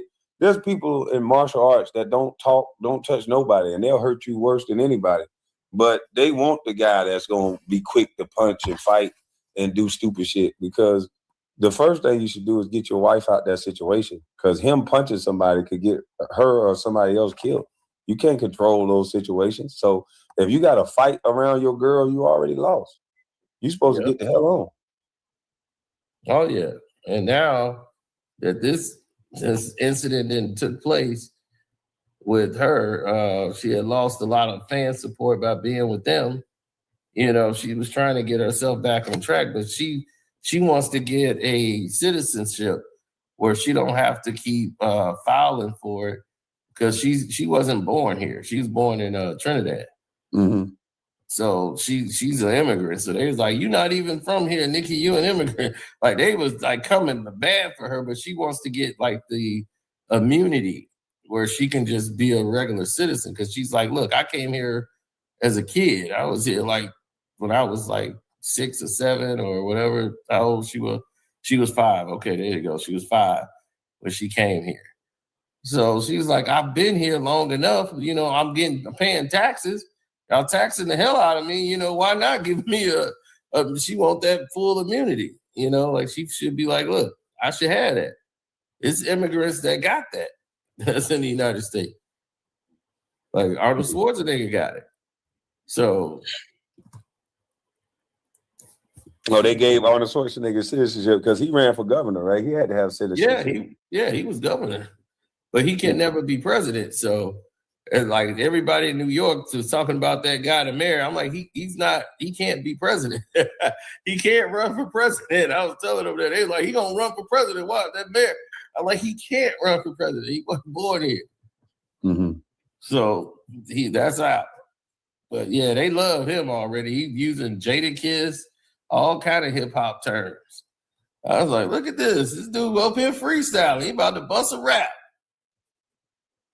I'm like, New York, they up there having a sworn in. They got somebody Hebrew, a black guy. They got a Christian. I was like, man, New York trying to come in here and corner the market.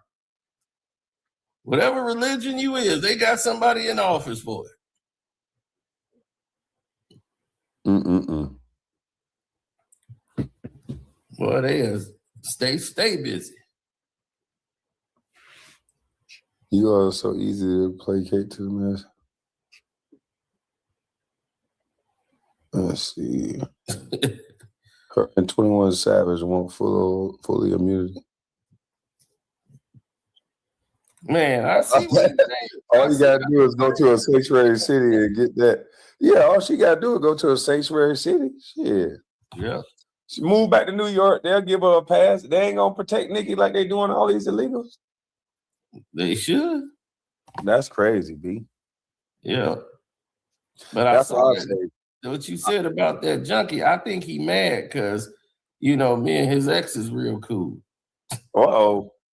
You know, you see her on the video with me. That's man, I seen it. She looking good on the video too. Yeah. He showed that one. I seen her. She had that little wardrobe slip on your last one. Oh yeah. So I think he upset about that. That's bothering him a little bit. Yeah, he got a lot title talking about Kwame playing with God. He using the Lord's name in vain. I played with God because I went to church. I went to church yesterday, and now I play with God. These people are crazy. Let me see. What was it? Was it on One Crack News?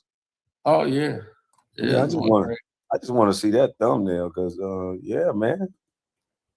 Y'all been doing some real good political back and forth videos. Oh yeah, man. We had a great panel the other day. We were all up there getting down. Yeah, and then even if it get a little spicy, y'all reel it back in and y'all figure it out. I like y'all back and forth. Look at that. Let me see. This one right here, that thumbnail. Yeah, man. Shout out to Cino, man. I ain't got no problem with Cino. Cino legit. Oh yeah. That's how you have a disagreement, though. Yeah. Y'all see the third video right here? How do you make this one bigger? The thumbnail, because when I click on it, the thumbnail go out. Oh yeah, just play it up, and then it should get bigger as the thumbnail. I mean, as the video go. Let's see. Yeah. You just gotta speed it up, and there it is. There she go. This that Junkie X, y'all. She's a fox now. Yeah, he messed that up. He messed that all the way up. I ain't gonna mess it up.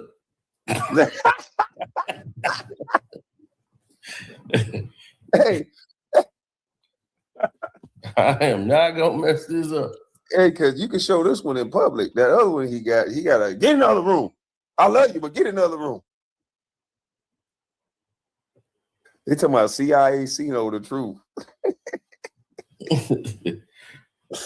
What you mean? What you mean, Lord? You know, he just having a good conversation, you know. Here's a toast to the food that let you go.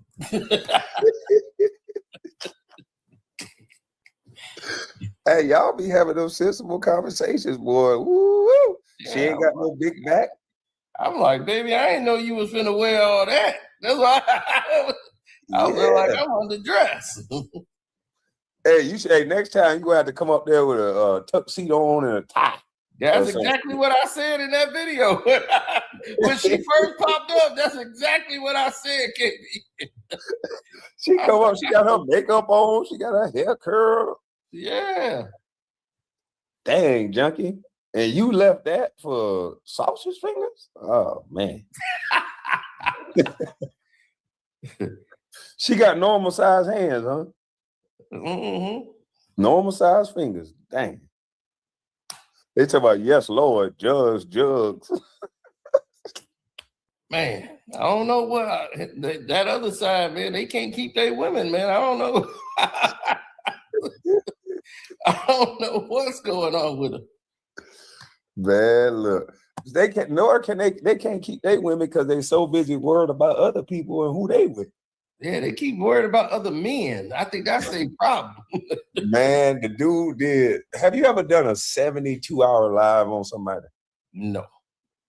Dude, he turned it from a 24-hour live to a 48, and then the thing ran 72 hours. Hey, Biz, we can't hear you. You said something. Yeah. No, I was saying, Cino. I was trying to say, Cino should take her to China. Oh man, this nigga Biz. Hey, we might do that. We might take a trip to China. Go to Shanghai. You gotta show her the train station. Yeah, I am. I'm gonna show her a train.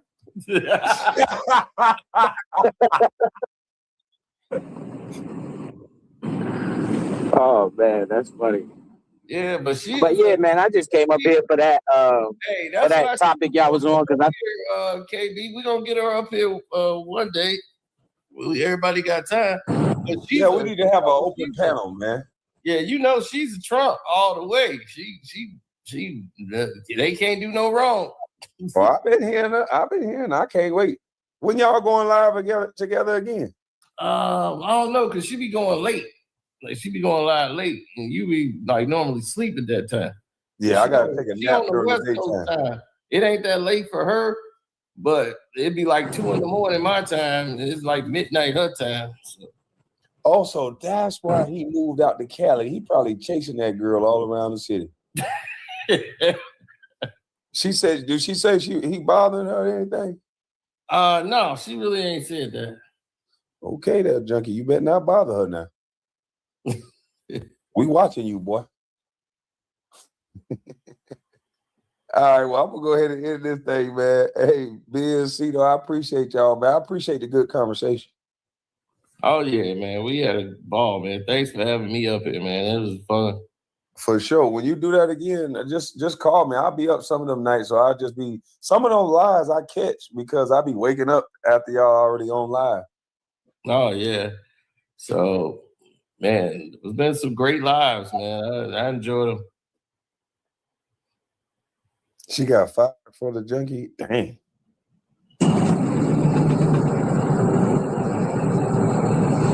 All right, y'all. Well, I just came up here for that topic about China, and that's it, man. I just want to ask one question before I leave, man. Hey, Sino, do you think if Trump is able to make a deal and it goes smooth, will you change your mind about Donald J. Trump?